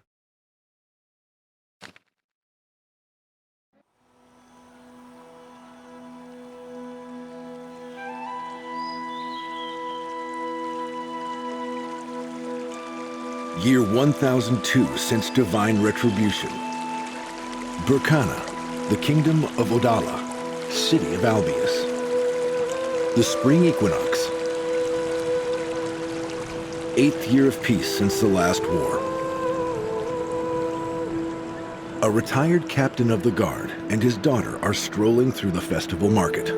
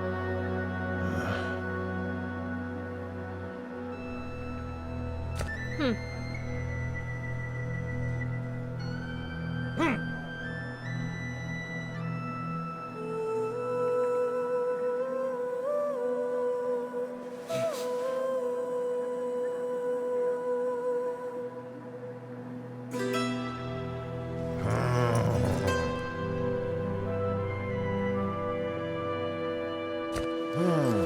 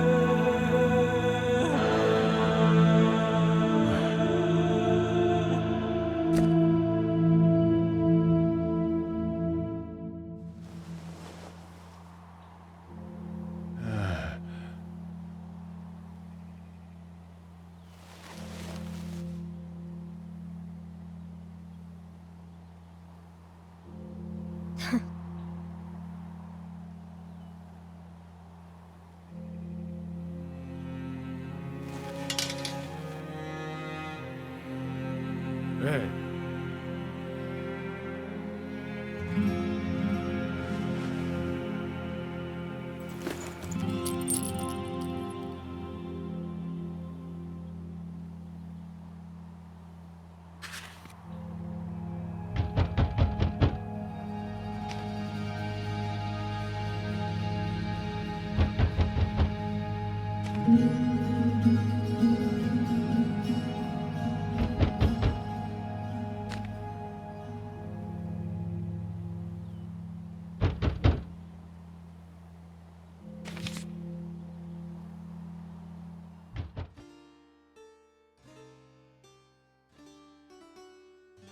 Here we have Astrologaster, one of my favorite games, as you'll see why in a minute.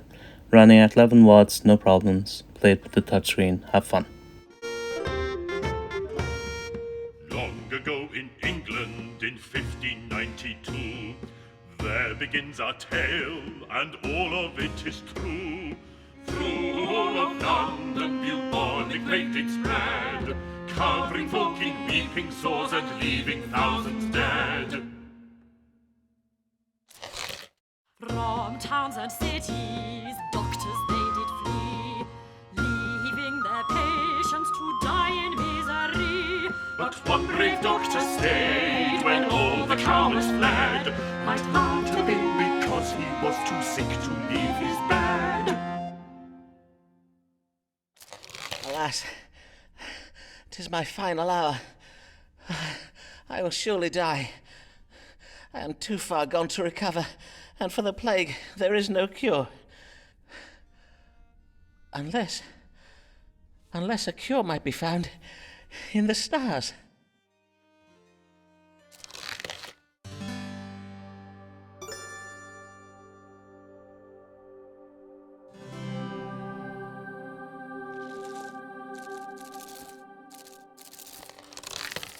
Let me see now. According to the stars, the way to cure the plague is to treat the fever it provokes. Oh, can it be true? Might a disease so monstrous as the plague be cured by treating it as if it were an exceeding bad fever? Then I must use powerful herbs to bring the fever to crisis and break it. Let me see now. Angelica and dandelion for heat, borage to provoke sweating, infuse them in wine, strain and distill the mixture to produce a most powerful strong water.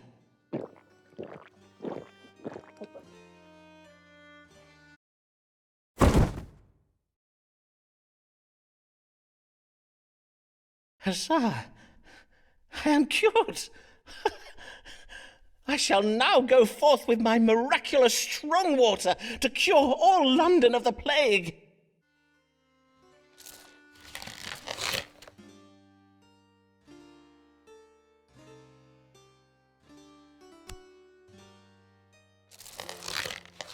Foreman made a plague cure and used it on himself, then left his house to restore London's true health. Huzzah! Huzzah! Huzzah! Huzzah! Huzzah! Huzzah! Huzzah! Huzzah! Simon Foreman cured us of the plague, 'tis through some details are a little vague, but we know he used astrology and knows his own strong water. So what if he be not a proper licensed doctor? Here comes a lady queer and a little warily. Her name is Avis Allen, what can her trouble be? God give you good day, madam. How may I? Are you Mr. Foreman? Mr. Simon Foreman, the doctor? Aye, madam, I am indeed Dr. Simon Foreman. I bid you welcome to my consulting chambers. Mistress... Allen, Mistress Avis Allen of Lambeth. Pray tell me your age, if you please, madam. I am 33 years of age. And how might I do you service this day, Mr. Allen? Pray describe your troubles to me. Well, the pain started full late last eve upon retiring to bed.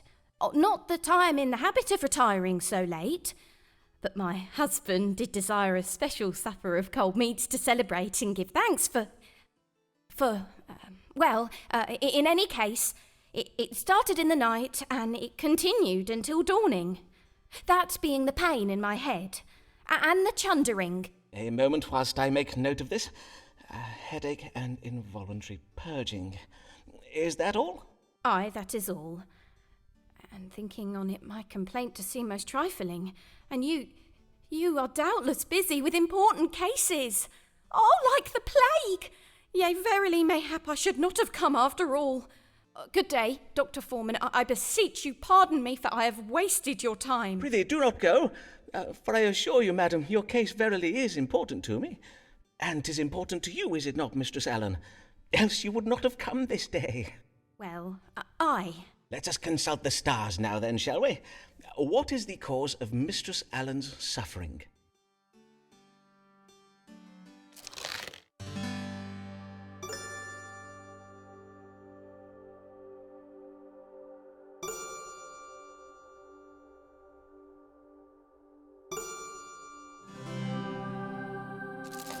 You are with child, Mistress Allen.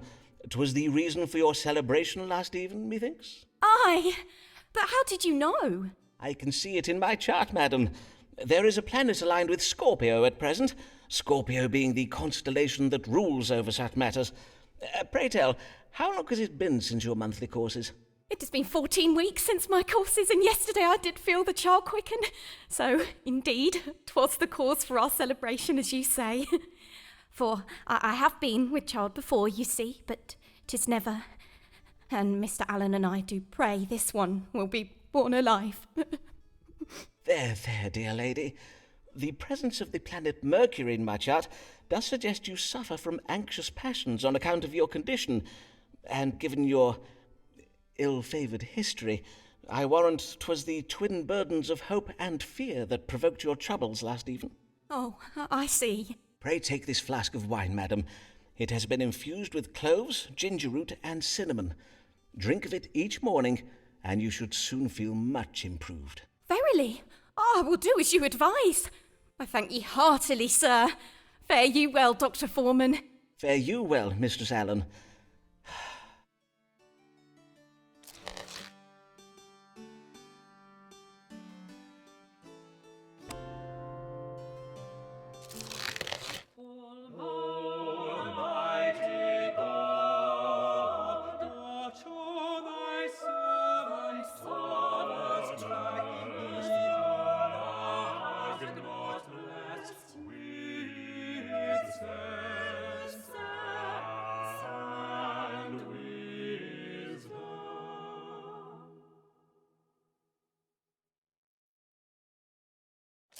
Good day, sir.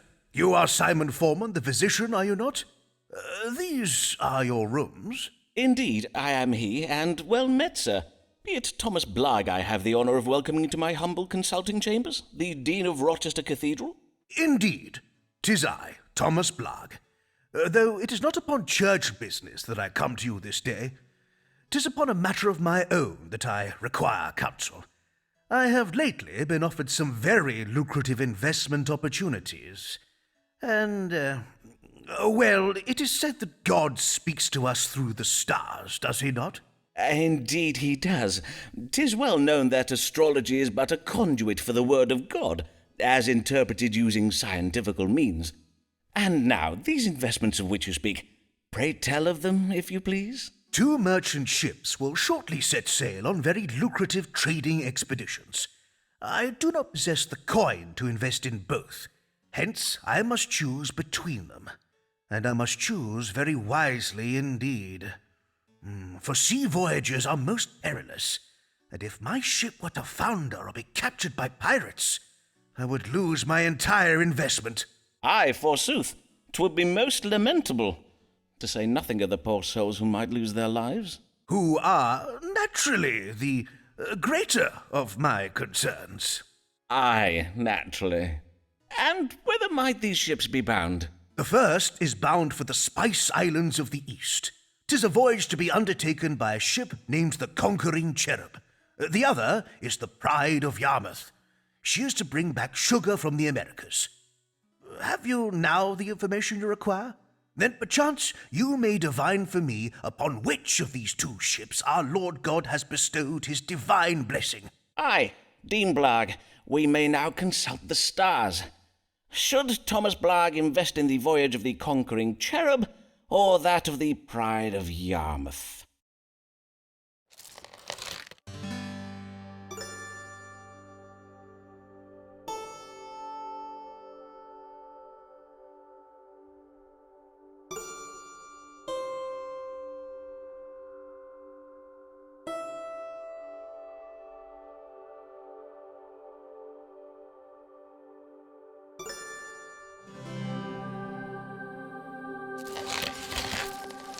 The stars advise you to invest in the ship named the Conquering Cherub.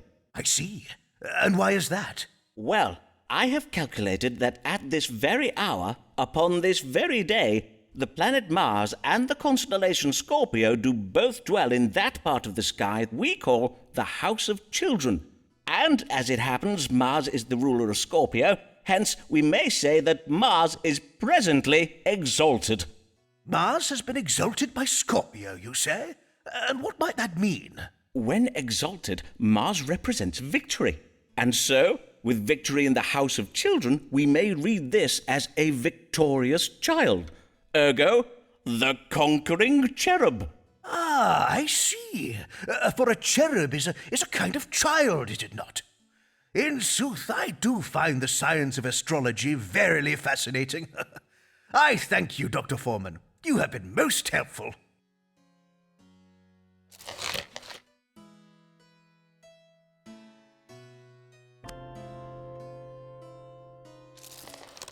Here comes Emma, shy and kind, comely maid. All men who meet sweet Emma wish to come to her aid.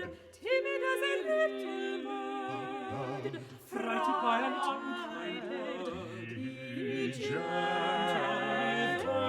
for she seems full afraid. Good morrow, sir. Pray tell, are these the consulting chambers of Simon Foreman, Doctor of Astrology and Physic? Indeed, 'tis I, Dr. Simon Foreman. And your name, madam? Emma Sharp of Shoreditch, sir. 25 years of age. Welcome, Miss Sharp. And how may I do you service this day? Well, 'tis a trifle delicate. A man has asked me to be his wife. A dear, kind man, but I fear you will think me cold, Dr. Foreman. There, madam, whatever is the matter? Well, he is exceeding advanced in years. I do worry he may not be long for the world, and if he were to die, I do not think I could bear it. Verily, I would not. Indeed, methinks I would rather not marry him at all. Am I very heartless, Dr. Foreman? Nay, not in the least, madam. Your fears are most reasonable. A man in the winter of his life is indeed more likely to die. I assure you, madam, 'tis a medical fact. But methinks you wish to know whether this man be afflicted with a grave health condition, do you not? To wit, any ailment that might soon prove fatal? Forsooth I do. That is my question precisely. Why, Dr. Foreman, 'tis as if you have a gift for reading minds. Merely the gift of logical surmise, madam. Let us see whether a judgment of the stars may calm your fears. Does Mr. What was your gentleman's name? Mr. George Middleton, a wool merchant. Does Mr. Middleton have any ailments that might hasten his death?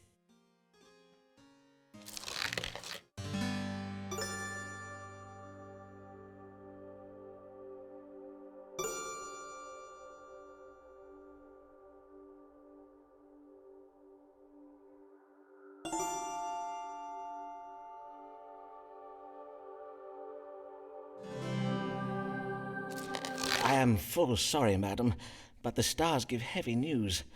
Mr. Middleton suffers from a cardiac passion.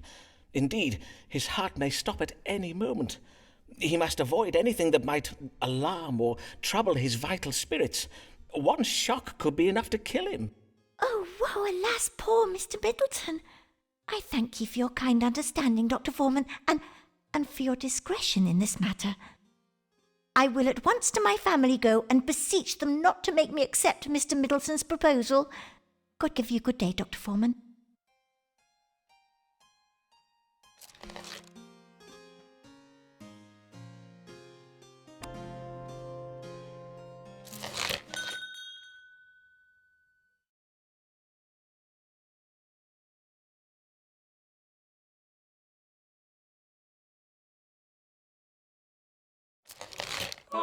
Murdering would those doctors come? Murdering those doctors come. Murdering one fine day. Those doctors will they slay. Those doctors will they slay for me? Slay for me? Oh, will they send him to jail? They send him to jail. What is the meaning of this warning being put about by the College of Physicians? Do they mean to do me harm? It is true that I do not have a medical license. What am I to do? Mayhap the stars will advise me.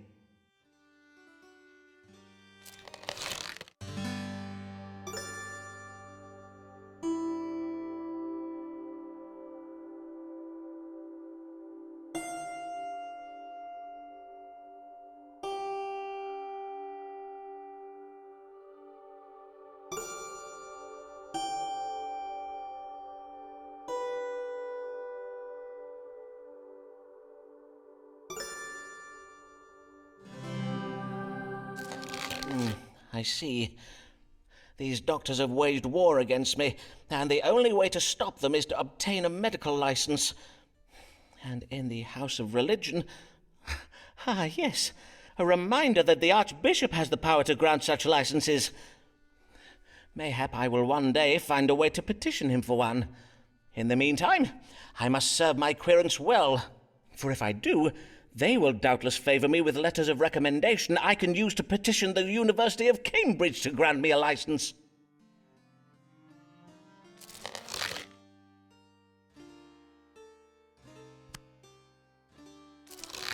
Who's this man at the door who we've not seen before? Who's this man at the door who we've not seen before? Who is come to inquire dressed in such strange attire? 'Tis Signor Ferraro.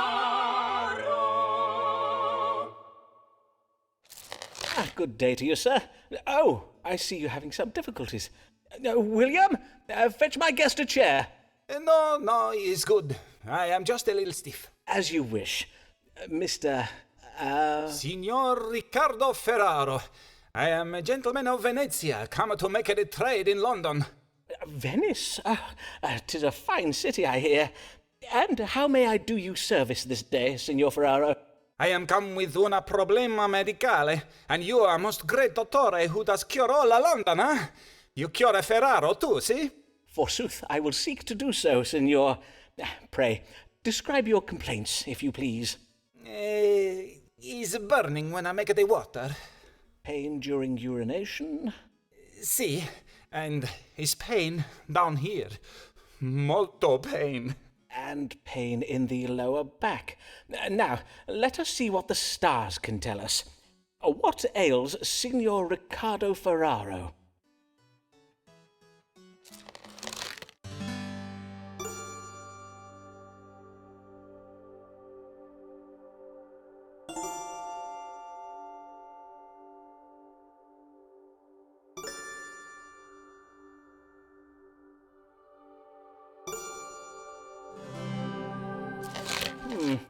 "'Tis a case of stones in the kidney, I regret to say.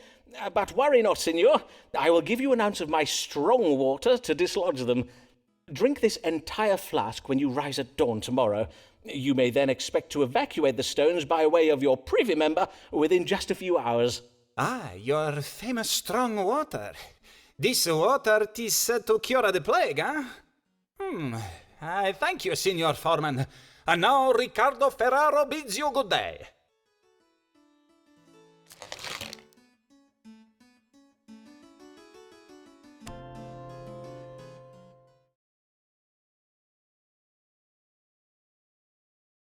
classic point-and-click adventure games from the French company that brought you the Broken Sword games. It's a lot of fun. 5 watts, runs great. The old man was trying to tell the future, looking for pictures in the campfire. Oh, I see evil, evil, born deep beneath the city. Far from the light of day, I see it growing safe beneath a sky of steel, scheming in the dark, gathering strength, and now, oh, now the evil spreads. It sends deadly feelers over the land above, across the gap, reaching towards this very place. I'd seen him do it 100 times, but I humored him. After all, he'd been like a father to me. And what does this evil want here? Oh, my son, I fear the evil wants you. That was when Joey piped up. Sensors detect incoming audio source. The evil is nearly here. It sounded more like a copter than a demon. But the next thing, all hell let loose anyway. Run, Foster, run! Hide from the evil! Foster! Help! Better make my next body move faster, Foster! He was only a robot. Oh, I love the little guy. Then, as suddenly as it started, the shooting stopped. There was a moment's silence as the copter cut its rotors. Then, "Whoever is in charge here, come forward. Now!" Only a fool would have argued with that firepower.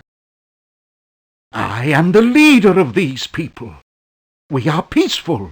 Bring him here. At once, Commander Reich. We're looking for someone. Someone who doesn't belong here. Who wasn't born in this garbage dump. Who came from the city as a child. We want to take him home again. My mind racing. I remembered where I'd seen that symbol before. It was the day the tribe found me. The day of the crash. The day my mother died. You all right, city boy? Got a name, son? Robert. Ah, welcome to the Gap, Robert. As he patched me up, the old man had gently explained that there was no way back into the city, and I already knew there was nothing he could do for Mother.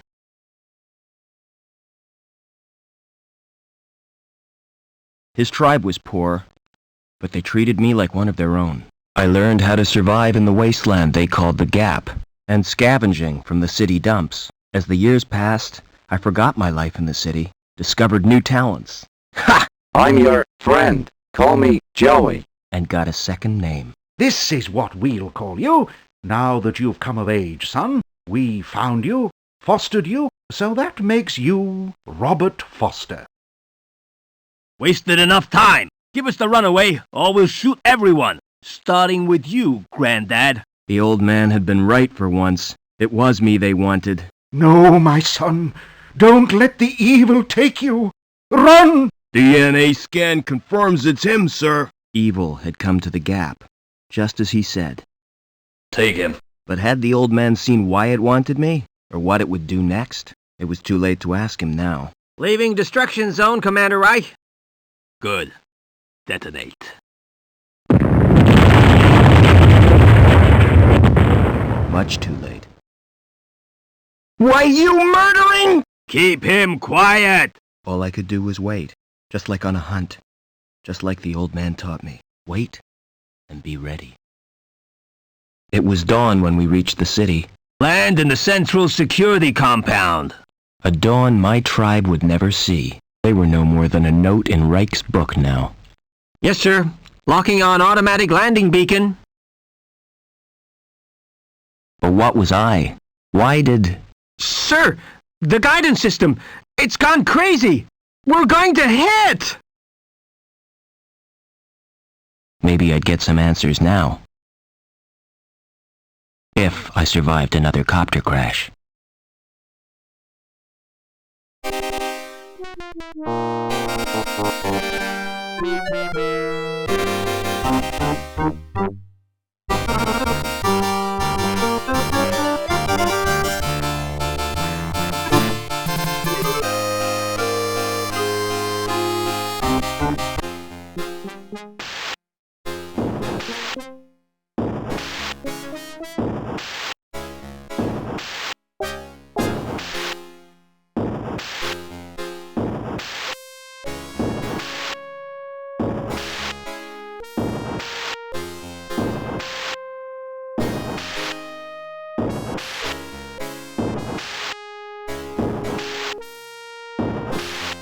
What you want?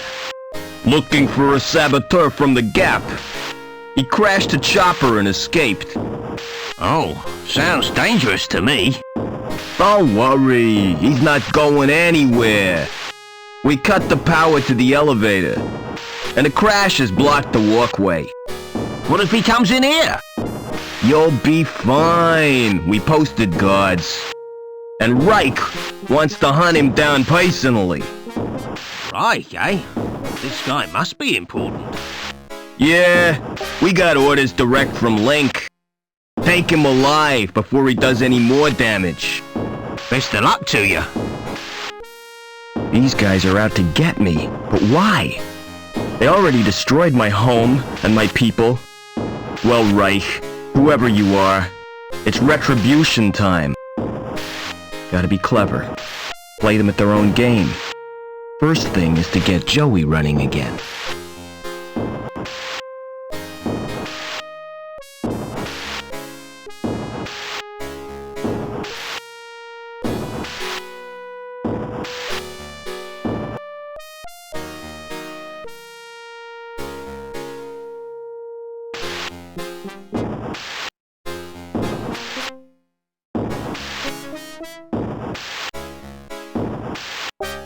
Who's up there? You won't escape that way!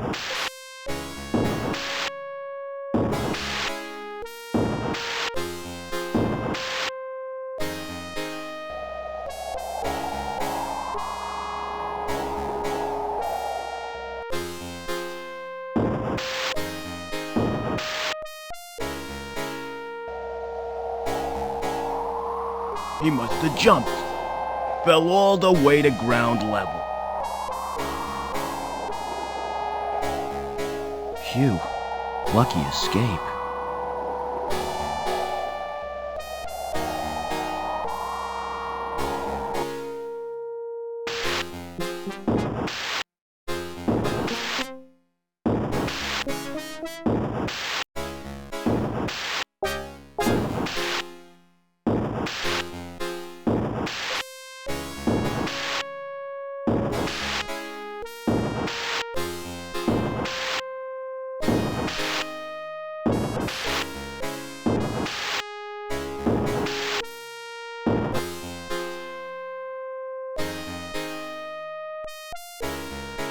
A transport droid. Wonder if I could fix it. If Joey was here, he'd know what to do. There doesn't appear to be anything wrong with it.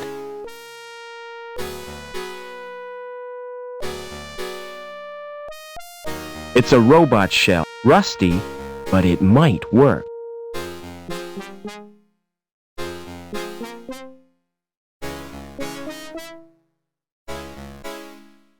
Welcome back, Joey.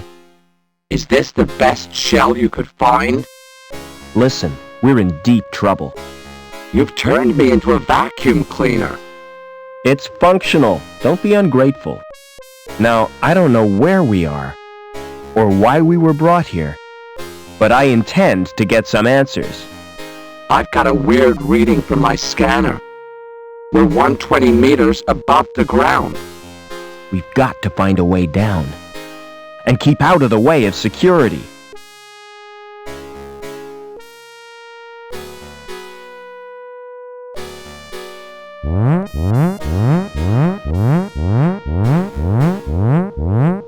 Hey! What are you doing? Weren't you told? Routine inspection. Well, keep off that elevator. Your weight set the alarm off. And I can't concentrate with all that noise. The old guy's right, you moron. That lift's designed for light machinery, not a hulking animal like you. Where did you get that robot? I built him. Like it? It's crap, son.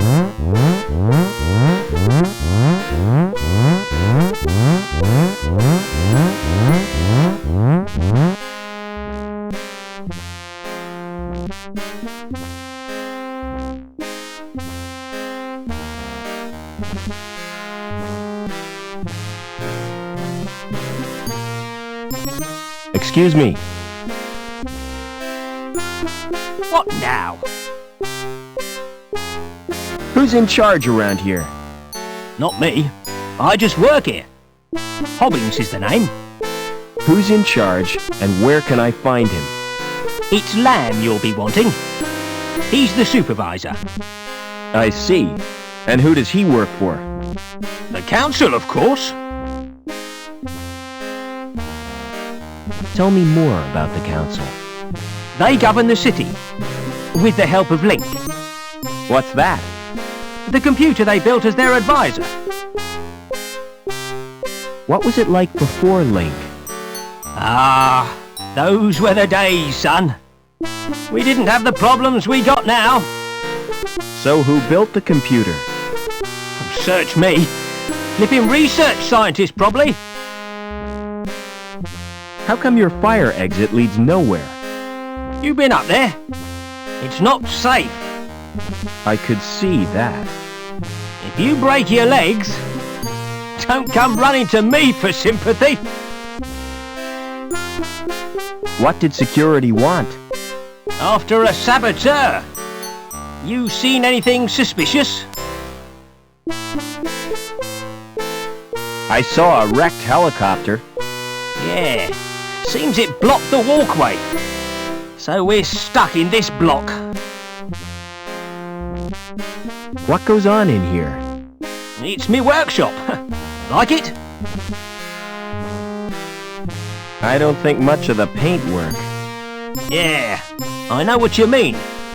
I thought about redecorating, but I couldn't be arsed. What are you making? It's a special job. A drive shaft. Lamb needs it for the pipe factory. I'll get on with my inspection. You do that, son.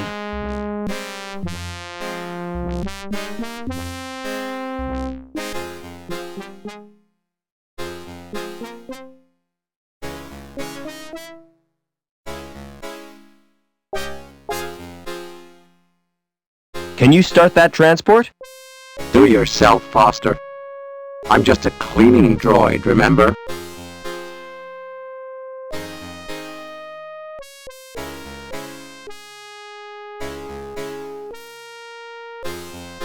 What tools does that shell have? None of any use, unless you're into housework. I've got an onboard buffing and polishing tool, and an extendable probe. Can you distract that maintenance man? What do you suggest? A song and dance routine? A few conjuring tricks? Now you're being silly. That little shell suits you, Joey. Get lost, Foster. It's awful. Find me a new one. We have to get out of this city. Can't we just stay here? Don't you miss our home, the Gap? With all that sand clogging my circuits? No, I don't. What's our present location? What does it matter? We've had it. Forget it. Give me an analysis, Joey. It's a 30mm wrench, and you can keep it away from my nuts.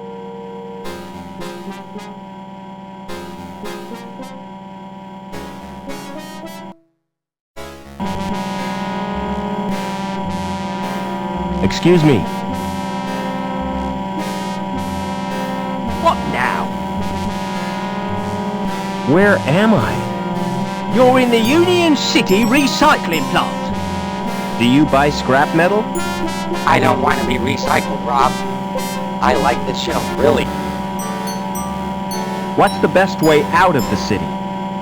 You'll have to get to ground level first. You're at the top of Erie Tower Block. Can't I use your elevator? No, you can't. It's not built for humans. And besides, it only goes down to the furnace. So how do I get... There's an elevator out on the walkway. Of course, you can't reach it right now. Why not? 'Cause Reich's boys are guarding the exit from the plant. How come your elevator's not working? It's activated automatically by the transport robot. What's wrong with the transport? It's broken down. Again. It's probably the Doppler charge thingamajig. But I haven't got time to mend it now. I'll get on with my inspection. You do that, son.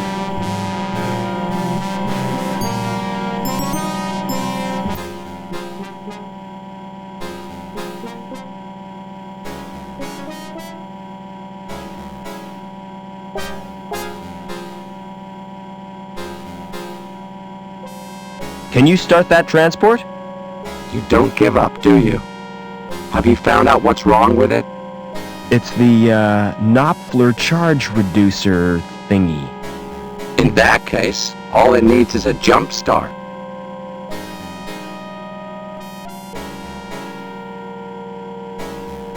This is embarrassing, Foster.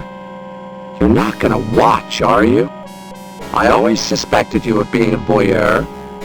Come on, just do it. Here goes.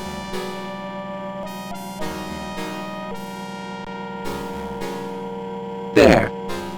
How was it for you?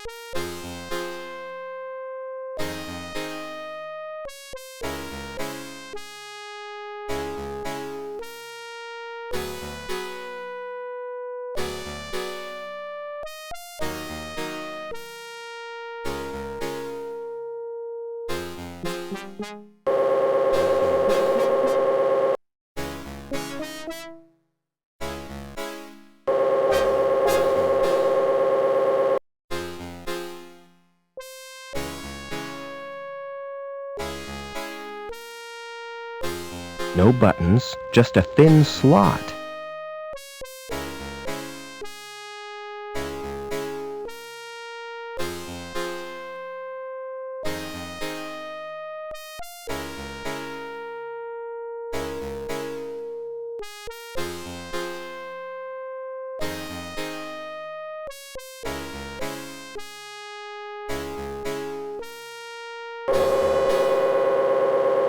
I'm not putting my hand anywhere near there.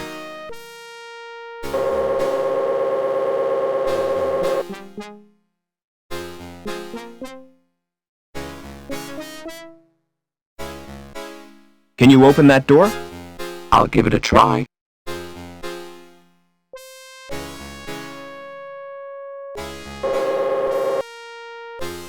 No sudden moves, Overman. Get over to the furnace.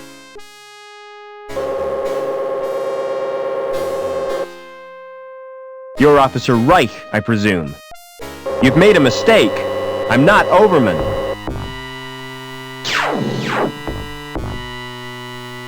Link, we can't let him escape. What the hell is going on? Reich seems pretty cut up about it. But he's given me 2 leads. Overman and Link.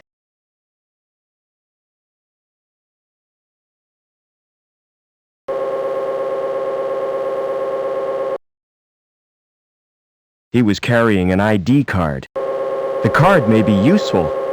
And I'll take his dark glasses, too.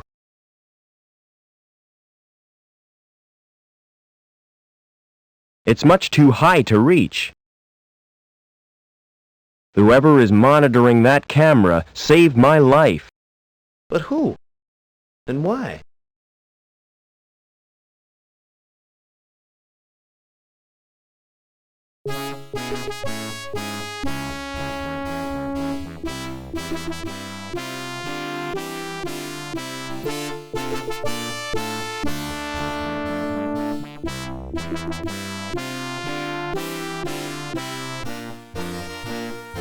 We're way up in the clouds, Joey! We need to find a way to the ground.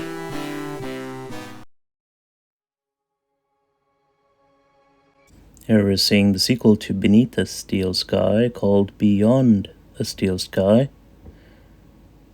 Running mostly on low settings so that we can keep that 5-watt range. However, as you'll see once we get in the game, it doesn't really impact the graphics that much and allows you to have a very constant experience. The game looks pretty much the same as it would even if you crank up the settings a bit. Still, runs great, keeps itself at 30 frames most of the time, and you can play it at 5 watts at your leisure. I'd call that a win. Give it a go.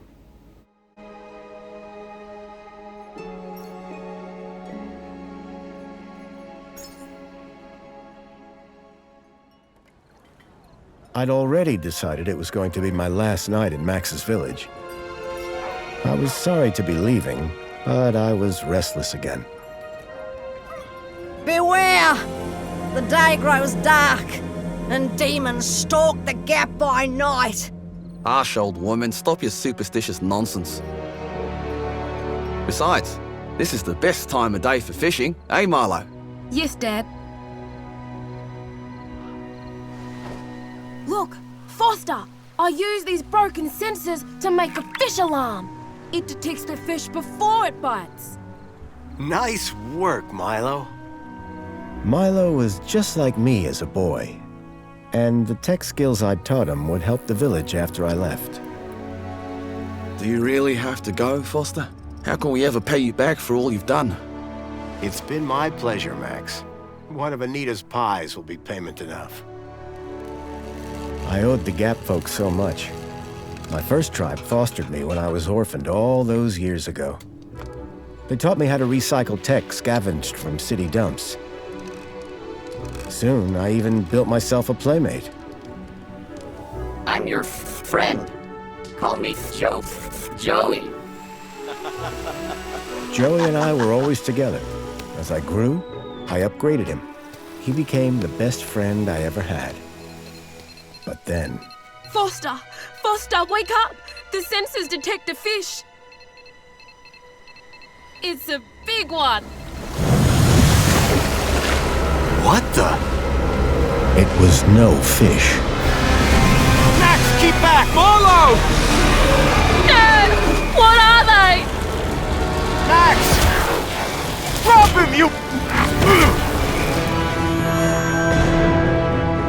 Dad! Foster! Help me! Help me!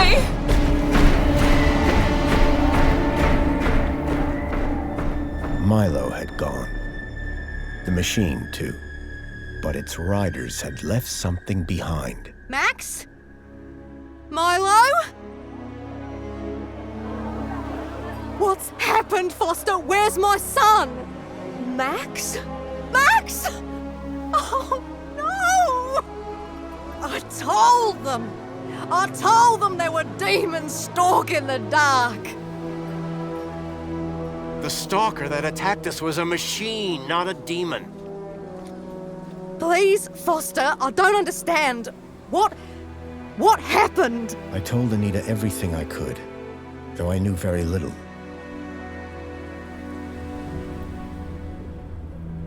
Max was barely conscious. I could only hope that with Anita's loving care, he would recover. As for me, I had to follow Milo and his captors immediately. I'll bring Milo home, Anita. I promise. Thank you, Foster. I know you will. Dawn was breaking as I left the village. The featureless wastes of the Gap stretched away from me. Night followed day, then day dawned once more. Time lost meaning as the tracks beckoned me ever forward. Determination had long replaced sadness. Whatever it took, I would find Milo. The tracks were barely visible now, blurred by the wind. But I was sure I'd reach their destination soon.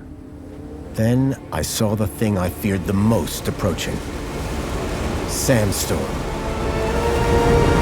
I battled forward, but now could only guess that my direction was correct. I decided to save my energy and sank into an exhausted sleep. Maybe the old woman was right. Maybe demons did stalk the gap. For as it shrieked and thundered around me, the storm brought back my nightmare once more. Union City security was attacking. As my tribe screamed in terror, I salvaged Joey's motherboard. Taken captive, I couldn't save my village. But I survived when the security copter crashed, entering Union City. On the run, I soon got Joey working. Upgraded yet again, he helped me overthrow the evil that ran the city. As I left, I told him to make the citizens happy. Union City was no place for me. I wanted to be where I could do most good, helping the scattered people of the Gap. I woke to find the storm had passed. But not without finishing its cruel work. The tracks were gone. I was lost, and so, I feared, was Milo. Then, I heard them. Gang birds, scavengers, and in this wasteland, that meant only one thing: people.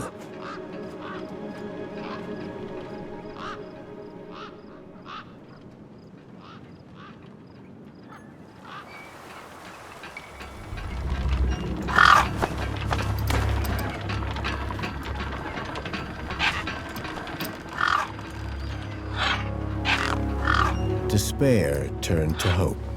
I was sure that if I could find where the stalker had gone, I would find Milo. Then, in the distance, I saw a girl crouching over a body.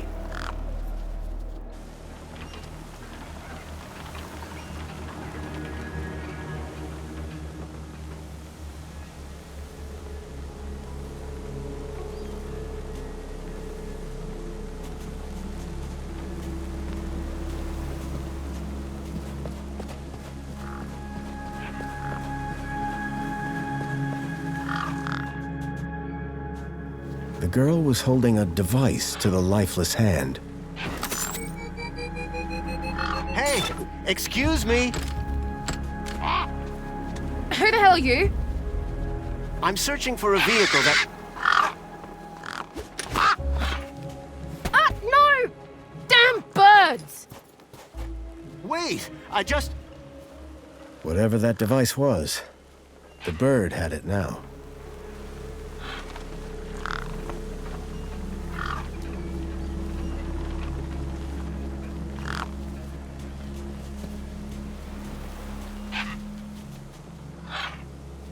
No way I was going to get between those birds and their feast.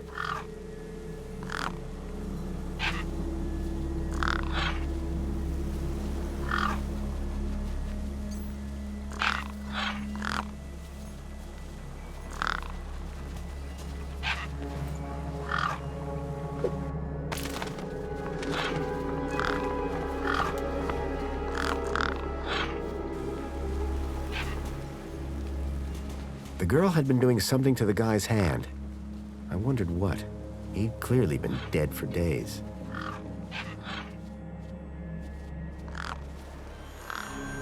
The logo. I'd seen it before.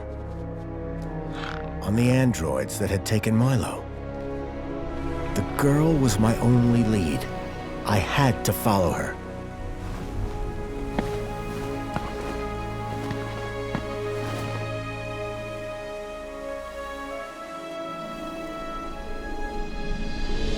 Union City. I was back.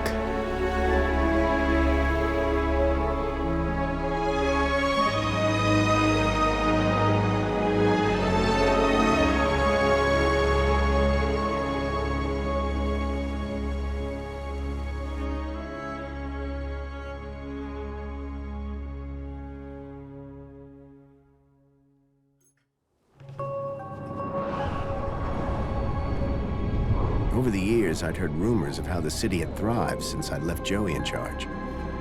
I was finally going to see for myself.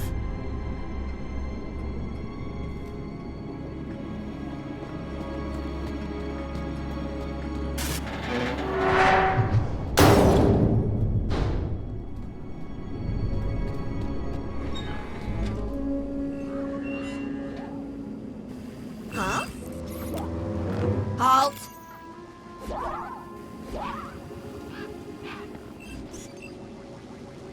Welcome, unregistered Gaplander. Well, hi. And you are? Community Welfare Droid 2CU at your service. To commence your Union City registration, please make your way to the immigration terminal. That's okay, I'm not here to register. I'm looking for... If you're looking for the immigration terminal, it's right over there. Thank you. So how do I register? Easy. Just go to the immigration terminal and you'll get a U-chip for your temporary ID. The correct route is indicated by these signs. Sounds easy. It is. Without it, you won't be able to interact with any of the Minos devices in this area. Bye for now. Pleasure. How can I help?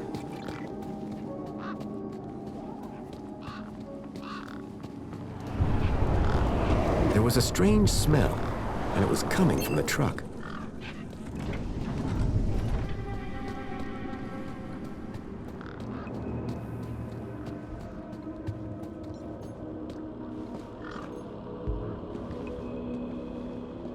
Whatever it was trying to detect, I didn't have one.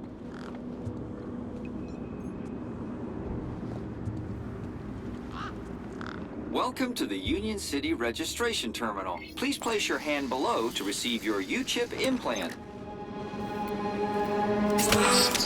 U-chip implant successful. You are now registered with Union A City. U-chip had been implanted into the palm of my hand.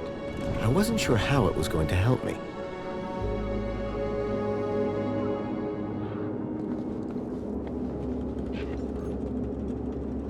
Authorized citizen ID required.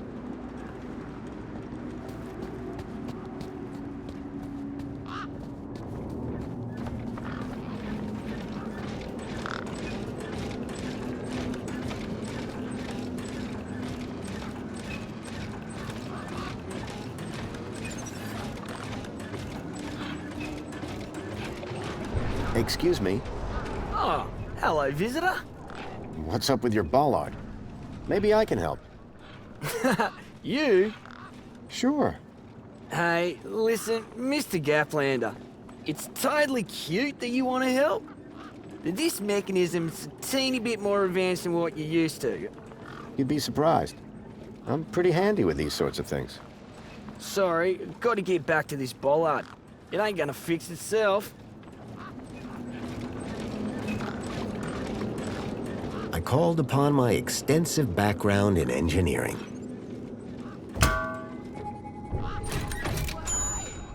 It's working! Hey, we fixed it! Yeah, piece of cake. Dude, council sure is shining in my direction today. Do you know how many times I've scanned this thing? The last scan must have done the trick. You see, I'm the diagnostician and tech expert around here. Name's Hobsworth. What can I do for you? Tell me about Joey. Praise Joey. Not a day goes by where I don't thank him for the happiness and prosperity he brought to Union City. Joey and I go way back. We must be talking about the same one. Well, it depends. Our Joey was kind, benevolent, generous, firm, resolute, moral, he's magnanimous, proactive, and a friend to all citizens alike.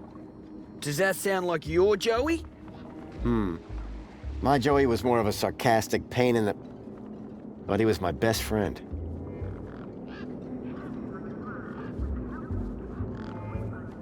I'm looking for a vehicle that might have passed this way. What kind of vehicle? Maybe I can help. Well, I didn't get a good look, but I know it has 4 giant legs. Legs?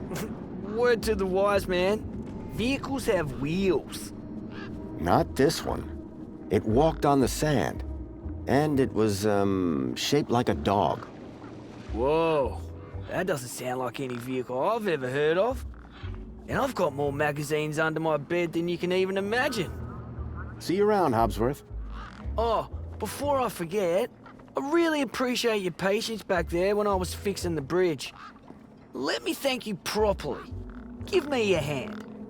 Okay. There you go. Your kudos just got a boost. Thanks, I think. Keep a smile on your face.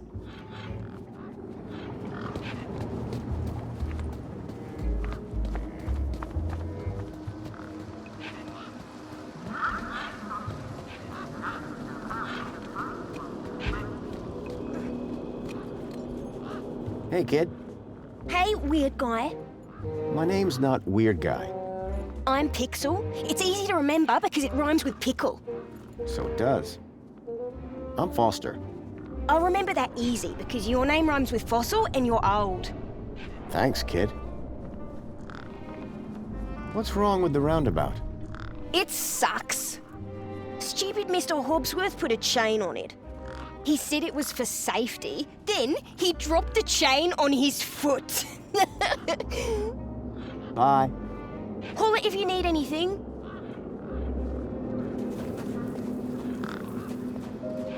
I recognized the girl.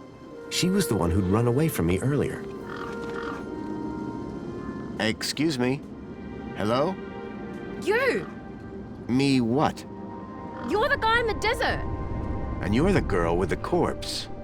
Okay, first of all, that guy was dead long before I got there. And second of all, it's your fault Big Steve stole my deed. Lost your what? To who? Do you realize how much potential trade you've cost me? Honestly, I have no idea what you're talking about. Ugh.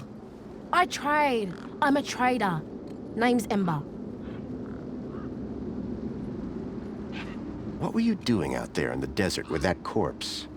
Mister, are you looking to trade something or what? Trade? Trade, you know, tech, gadgets, knickknacks from the Gap or the city. That's what I do.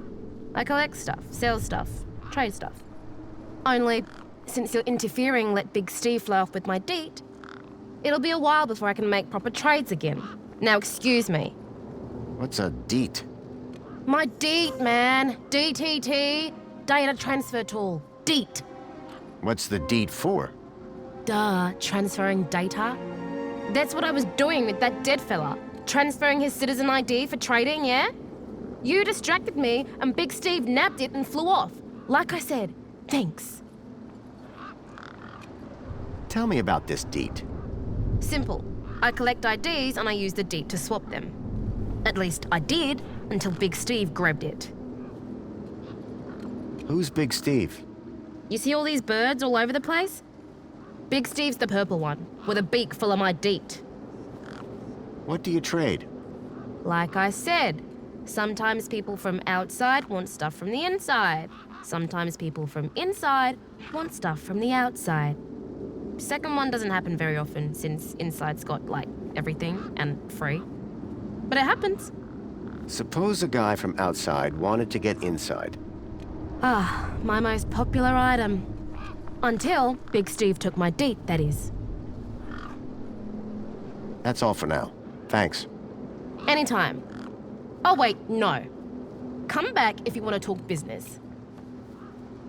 For someone with a business interest in dead bodies, she seemed pretty normal.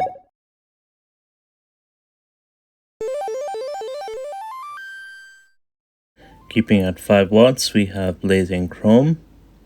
Best way to describe this is a Contra-like game. Well worth a go.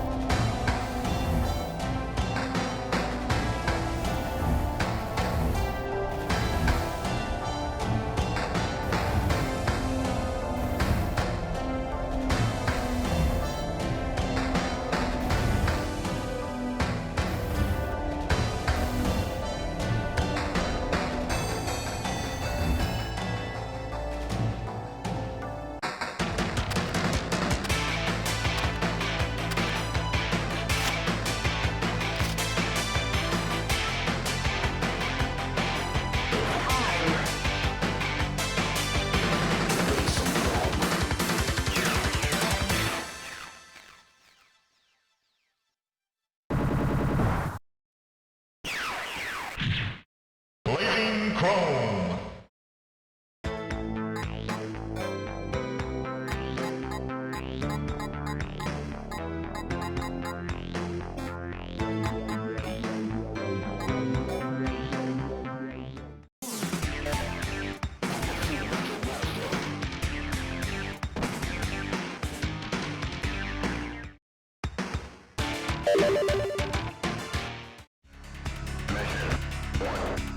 Let's go.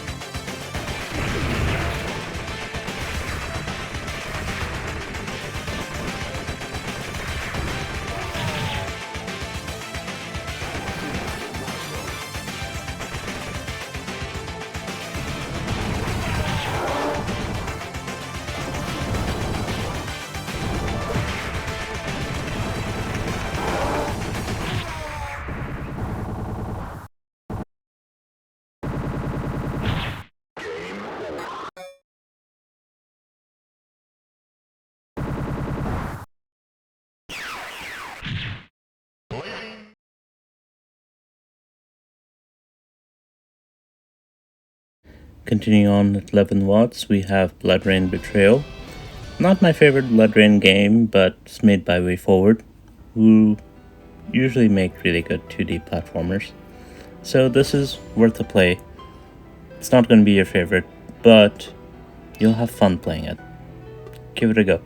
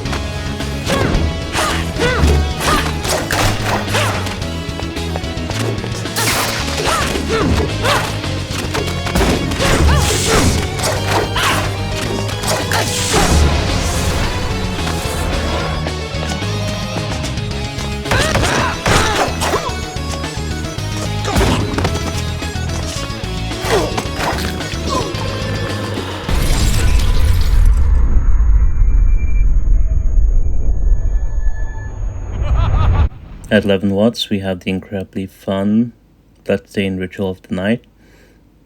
Essentially, another version of Castlevania Symphony of the Night, made by the same creator. Runs really well on the Aya Neo, mostly high settings. Constant 60. A lot of fun. Looks great on the small screen.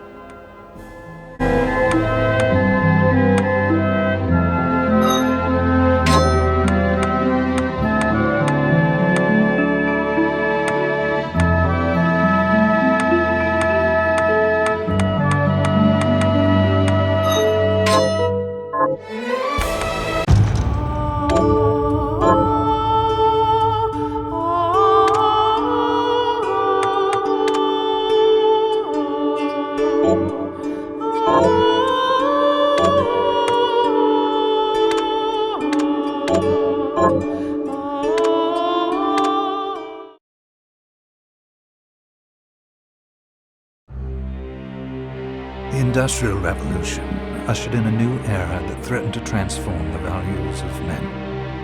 No longer would spirituality be their compass, but not all welcomed the change. In 1783, just as the fires of the Laki eruption had plunged all of Europe into an ashen darkness, a horde of demons spilled from the shadows and fell upon city after English city. It was a message. The Alchemy Guild, fearing the rise of industrialism and abandonment by their wealthy patrons, had done the unthinkable to defend their existence. Through recondite arts, the alchemists had created shardbinders, humans transplanted with crystal that attuned them to demonic power. They sacrificed the shardbinders, and in doing so threw the gates of the world open to demonkind. Countless innocents died, and though the Church succeeded in vanquishing the Hell's End, a steep price had already been paid and collected. As for the shardbinders, they were presumed to have all died in the sacrificial rite. However, 2 survived. Jebel, a boy for whom by some miracle the rite did not prove fatal. And Miriam, a girl who was spared the rite altogether on account of the strange slumber that took her just before it could begin. 10 years have passed.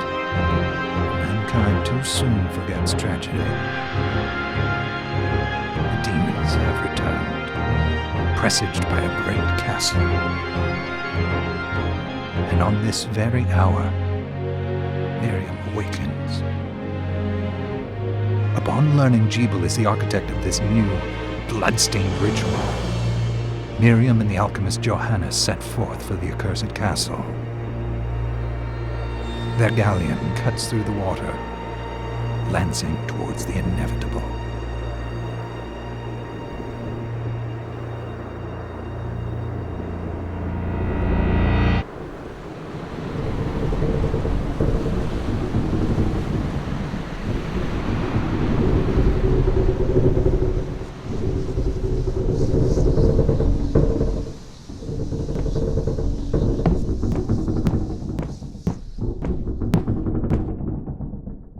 Johannes, are you certain it was... It was Jebel's doing, Miriam. No mistake. It's so hard to believe. I wouldn't even be alive if not for him. He's a good soul. I know how you feel. But the facts are apparent. And the hell he endured 10 years ago would break the best of souls. Miriam, I want you to know that I'm sorry. What my brothers subjected you to, there's no forgiving it. It was their transgression, not yours. You always took care of us. Obviously, not enough. Well, let it go, Johannes. We need to focus on the task ahead. If Jebel is responsible for the summoning, then I have to stop him. I gave him my word. I ought to do it. He was my best friend. But I'm the only one who can. The shard experiments prepared me for combat. Let them amount to something. 10 whole years. What put me in that sleep? I wish I had the answer. All I know is the spell that stopped time for you was advanced, arcane. But by observing the ebb of the magic's hold on you, I was able to predict exactly when you would wake up. Oh, I see. We'll make landfall soon. You should get ready. I had the chest there packed with essential equipment. Now would be a good time to put it on.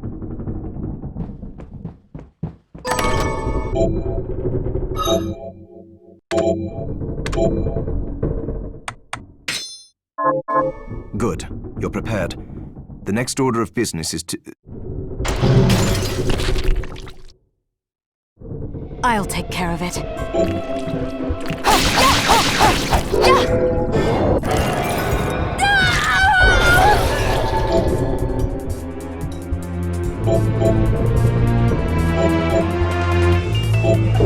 Was that a shard?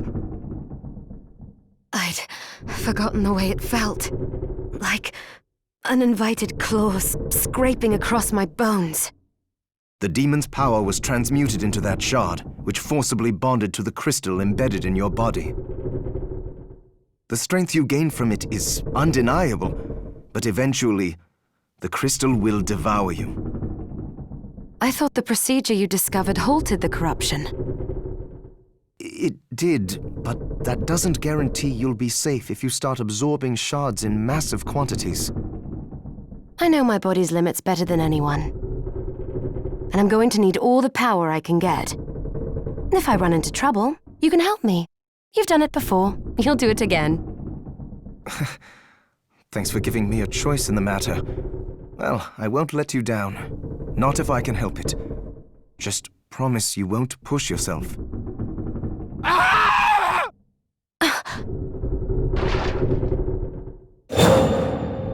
How did they get inside? The demons from the castle must have infested the ship. Then they can help me wake up these muscles of mine. I'll wipe the deck with them.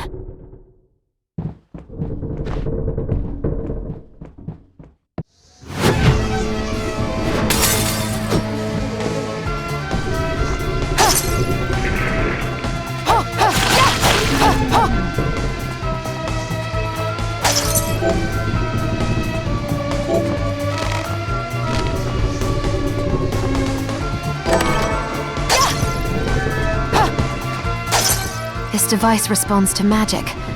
Maybe I just need to hold my hand up to it.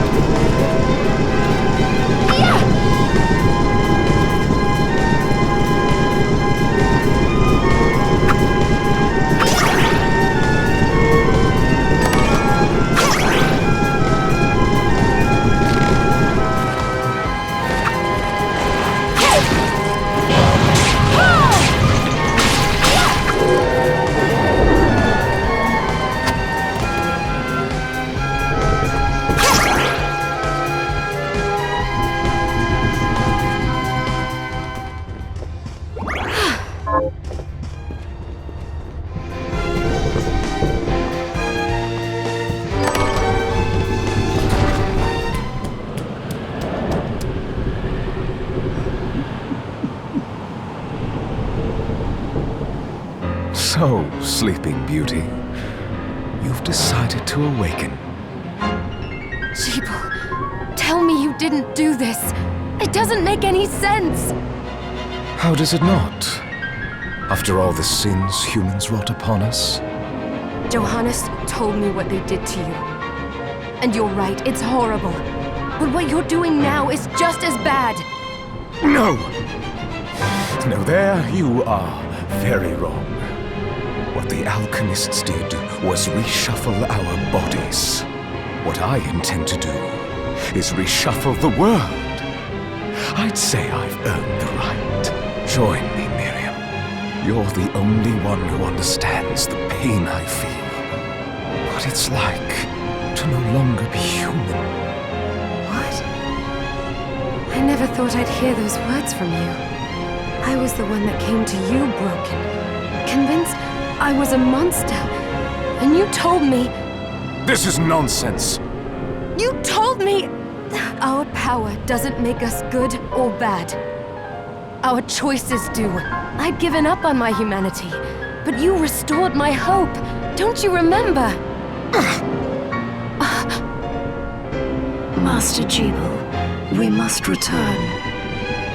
Miriam, I tire of reminiscing with you. You're here to kill me, aren't you? Then first prove you can find me. Along the way, you'll have no choice but to absorb shards and avail yourself of the powers of hell. If you can still claim to be human at the end of it all, then perhaps I might be more inclined to listen. Come, Gregory, we're leaving.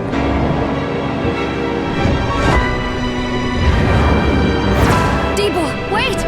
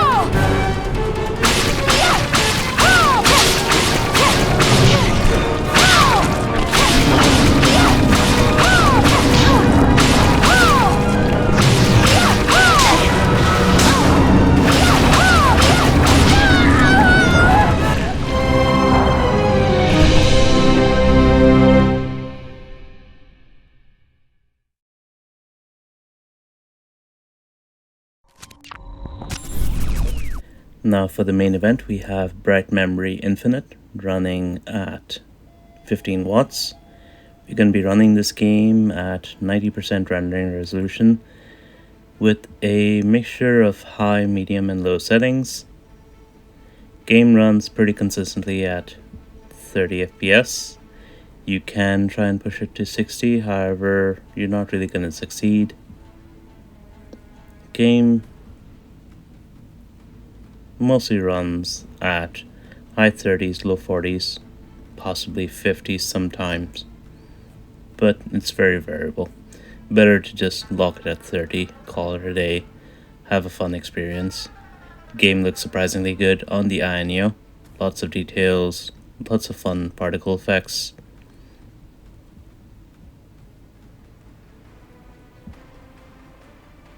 Overall, I'd call this a win. Enjoy the gameplay.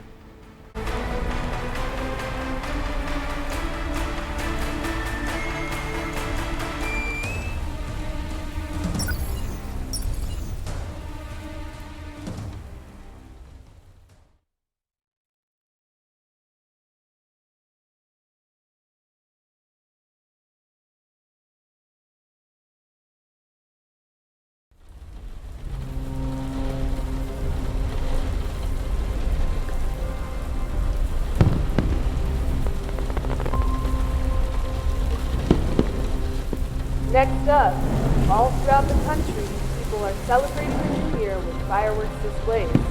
As a huge red explosion signals the beginning of the festivities, a total of 100,000 spectators have made their way through the light rain to the venue, where they're awaiting a dazzling show over the sea. The entire port, which is serving as the venue, has been lit up festively, complementing the beauty of the fireworks itself.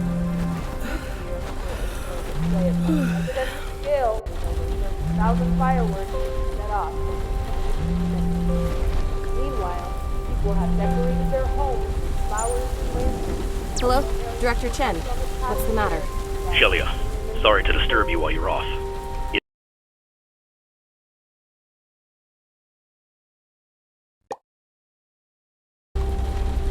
Okay. What's the current situation? Just as the news says, our satellites have observed some abnormal weather. It's possible that it could escalate into an unimaginable catastrophe. Understood. I'll contact the closest airfield and head out immediately. Shelia, we've confirmed the deployment of several military units to the scene. Be extremely careful. Understood. I'll contact you again later.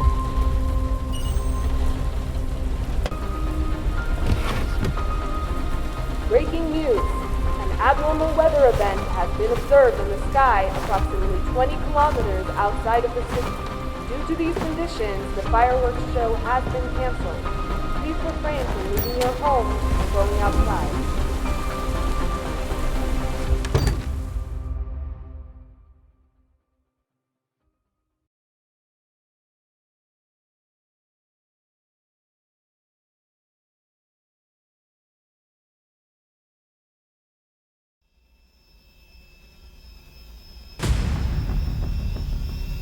Shelia, according to info from the front lines, General Lin's unit has arrived at the scene.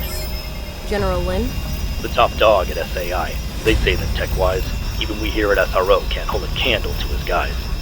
So if they showed up, that means there must be more to the situation than it seems. I've locked in the flight coordinates. We'll be arriving at the designated airspace in 10 seconds. Follow your instructions and activate the warp drive. 3, 2, 1. Activate.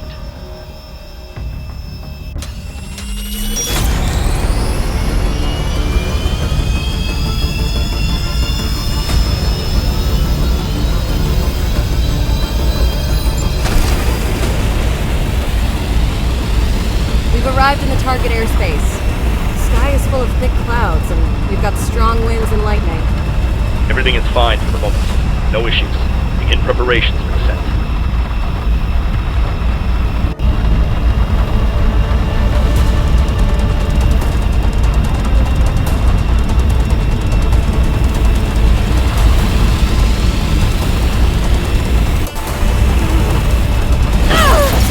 Shelia, what's wrong? The windshield has been destroyed. I'm going to eject.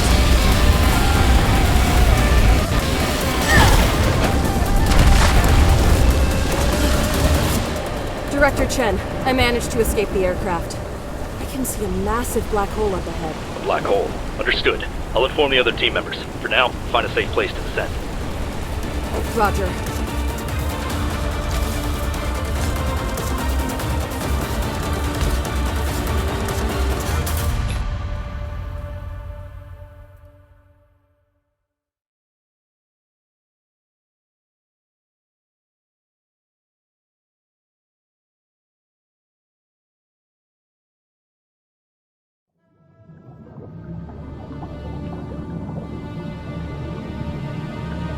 Shelia, General Lynn's vanguard has been spotted near the drop site. I'm sending Wake your way for backup. Go rendezvous with it. As for that black hole, we don't have enough info.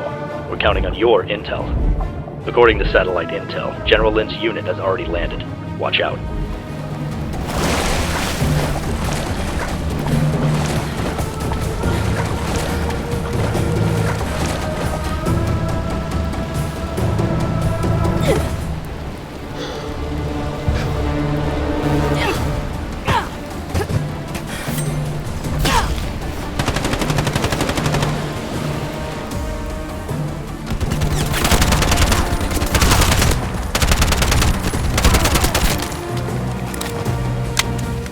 Shelia, this is Wake. I'm headed to your coordinates now. What's the situation? I'm doing alright. Okay, I'll contact you again later.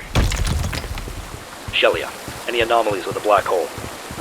Swallowed up a whole mountain. But apart from the rain, there's nothing unusual. The theory of relativity is greater than that of an object. The more it slows down the flow of time. That means the time in that area must have been several hours ago.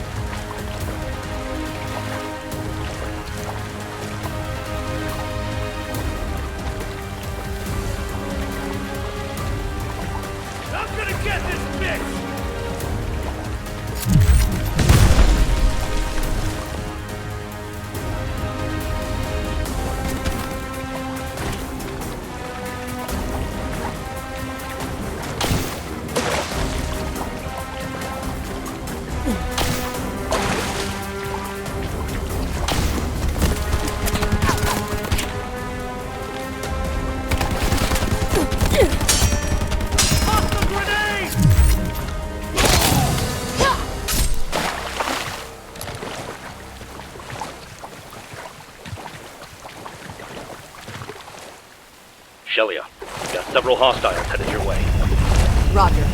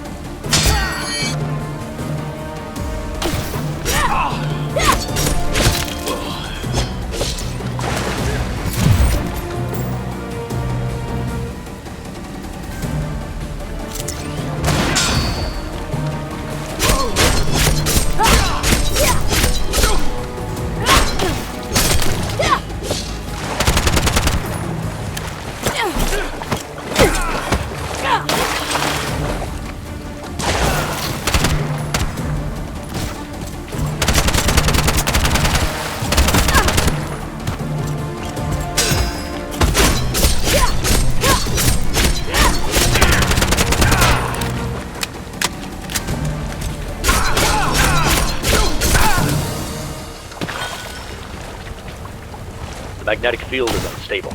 I can't get a lock on your signal. Wake should be arriving in the vicinity. You're gonna have to rely on him. Understood. I'm currently heading toward the black hole. General Lynn has a huge team with him, so it may take some time to assess the possibility of an encounter. Okay. Report immediately if anything happens.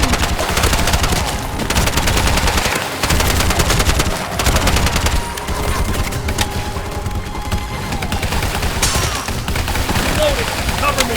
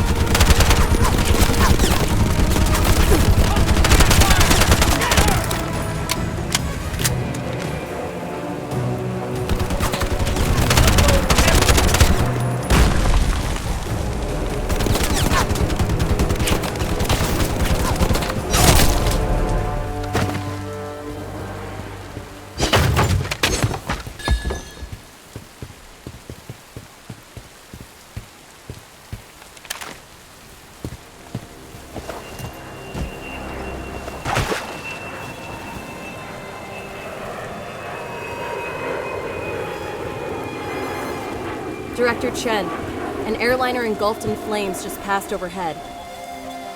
According to the satellite data.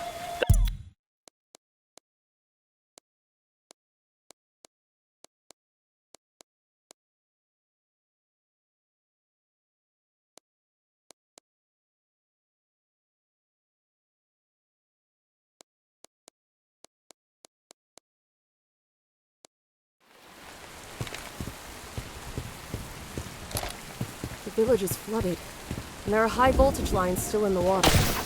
How do I get to the opposite shore? Well, your power unit contains a particle wire ejection system. Give me a minute while I remotely unlock it.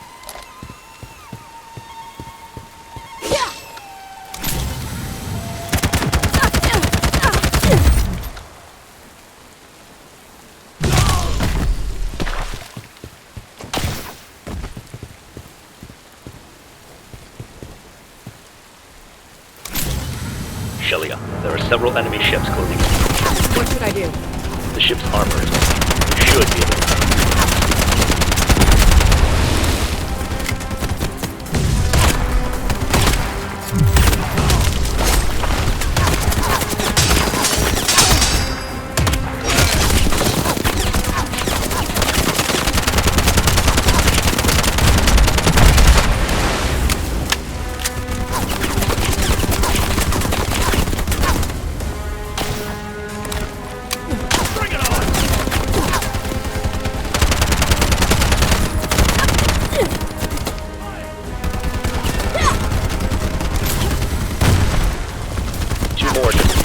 Cross over to the opposite shore as soon as you take it. I'll handle it.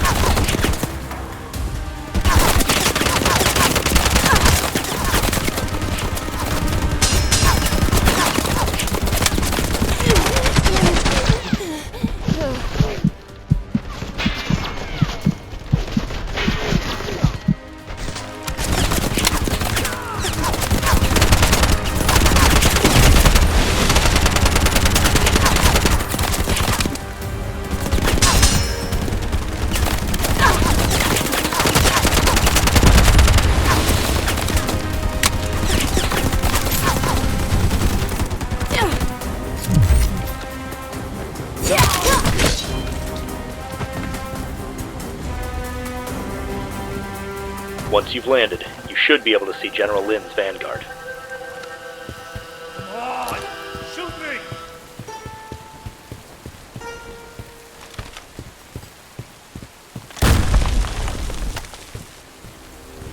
Director Chen, there are just too many hostiles. No problem.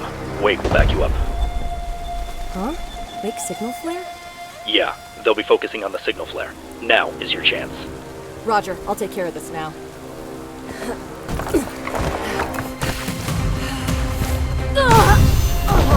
Shelly, spawn! What happened?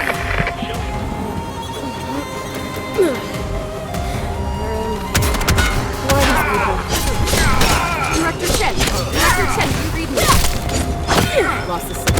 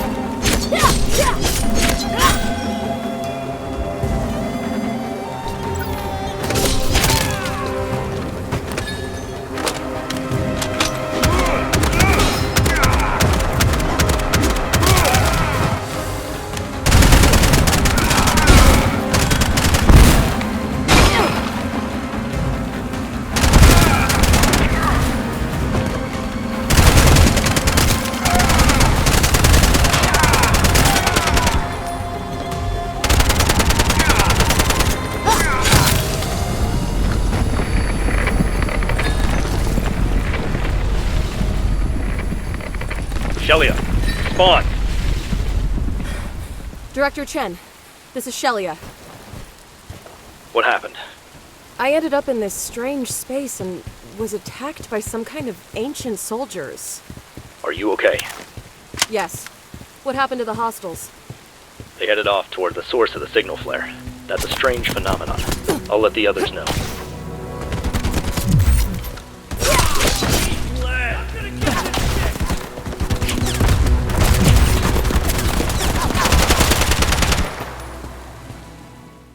Thanks for watching till the end. Be sure to come back next time for more games and more surprises.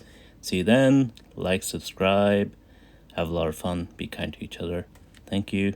Leave a comment what you'd like to see. I'll try and include it. Thanks. Bye.